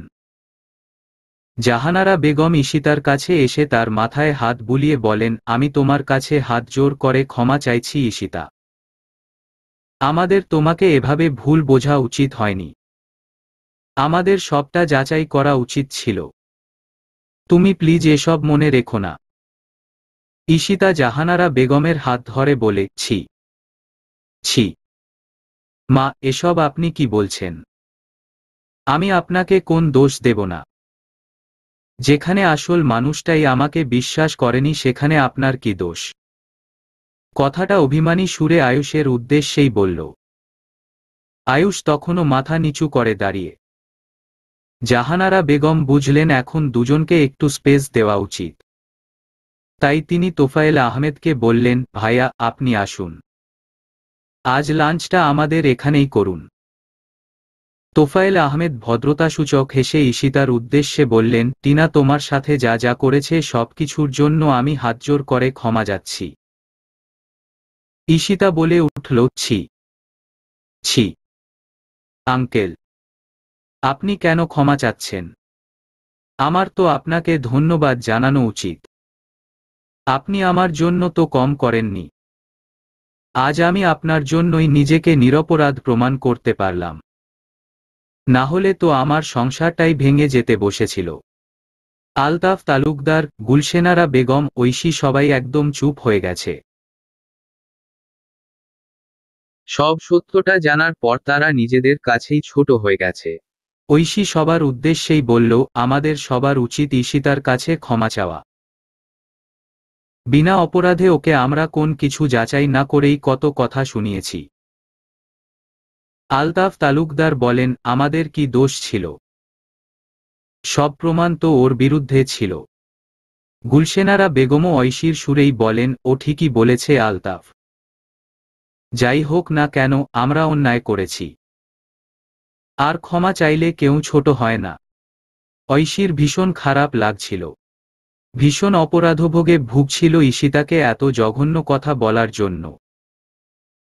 নিজের কাছে আজ সে নিজে ভীষণ ছোট হয়ে গেছে। ঈশিতা চুপচাপ বসে আছে বিছানায়। আয়ুষ কিছু বলার মতো খুঁজে পাচ্ছে না। আজ ঈশিতার কাছে অনেক ছোট হয়ে গেছে সে। আগে কখনো কারো কাছে এত ছোট হতে হয়নি। দীর্ঘ সময় চুপ থেকে আয়ুষ ঈশিতার কাছে এসে বলে, আমি সব কিছুর জন্য তোমার কাছে ক্ষমা চাইছি ঈশিতা। ক্ষমা চেয়ে কি হবে? আমাকে যে অপমান করেছেন, এই 3 দিন আমার উপর দিয়ে যে ঝড় গেল তা কি ফিরে আসবে? ঈশিতা, ব্যাস, অনেক হয়েছে। একটা সম্পর্কের ক্ষেত্রে বিশ্বাসটাই বড়। বলা যায়, বিশ্বাসী সম্পর্কের ভিত। সে ভিত নড়বড়ে হলে সম্পর্ক ঠিক থাকে না। আপনি যদি আমার উপর বিশ্বাসী রাখতে না পারেন তাহলে আমি কিসের ভিত্তিতে এই সম্পর্কটা টিকিয়ে রাখব? আয়ুষ নিশ্চুপ। ঈশিতা বলে, কিন্তু আমি এই সম্পর্কটা ভাঙতে চাই না। আমি চাই আপনার সাথে সংসার করতে। কিন্তু এত কিছুর পর এত সহজে আপনার সাথে মানিয়ে নিতে পারবো না। তাই আমি সিদ্ধান্ত নিয়েছি। কি সিদ্ধান্ত? মানিয়ে নেয়ার জন্য সময় লাগবে।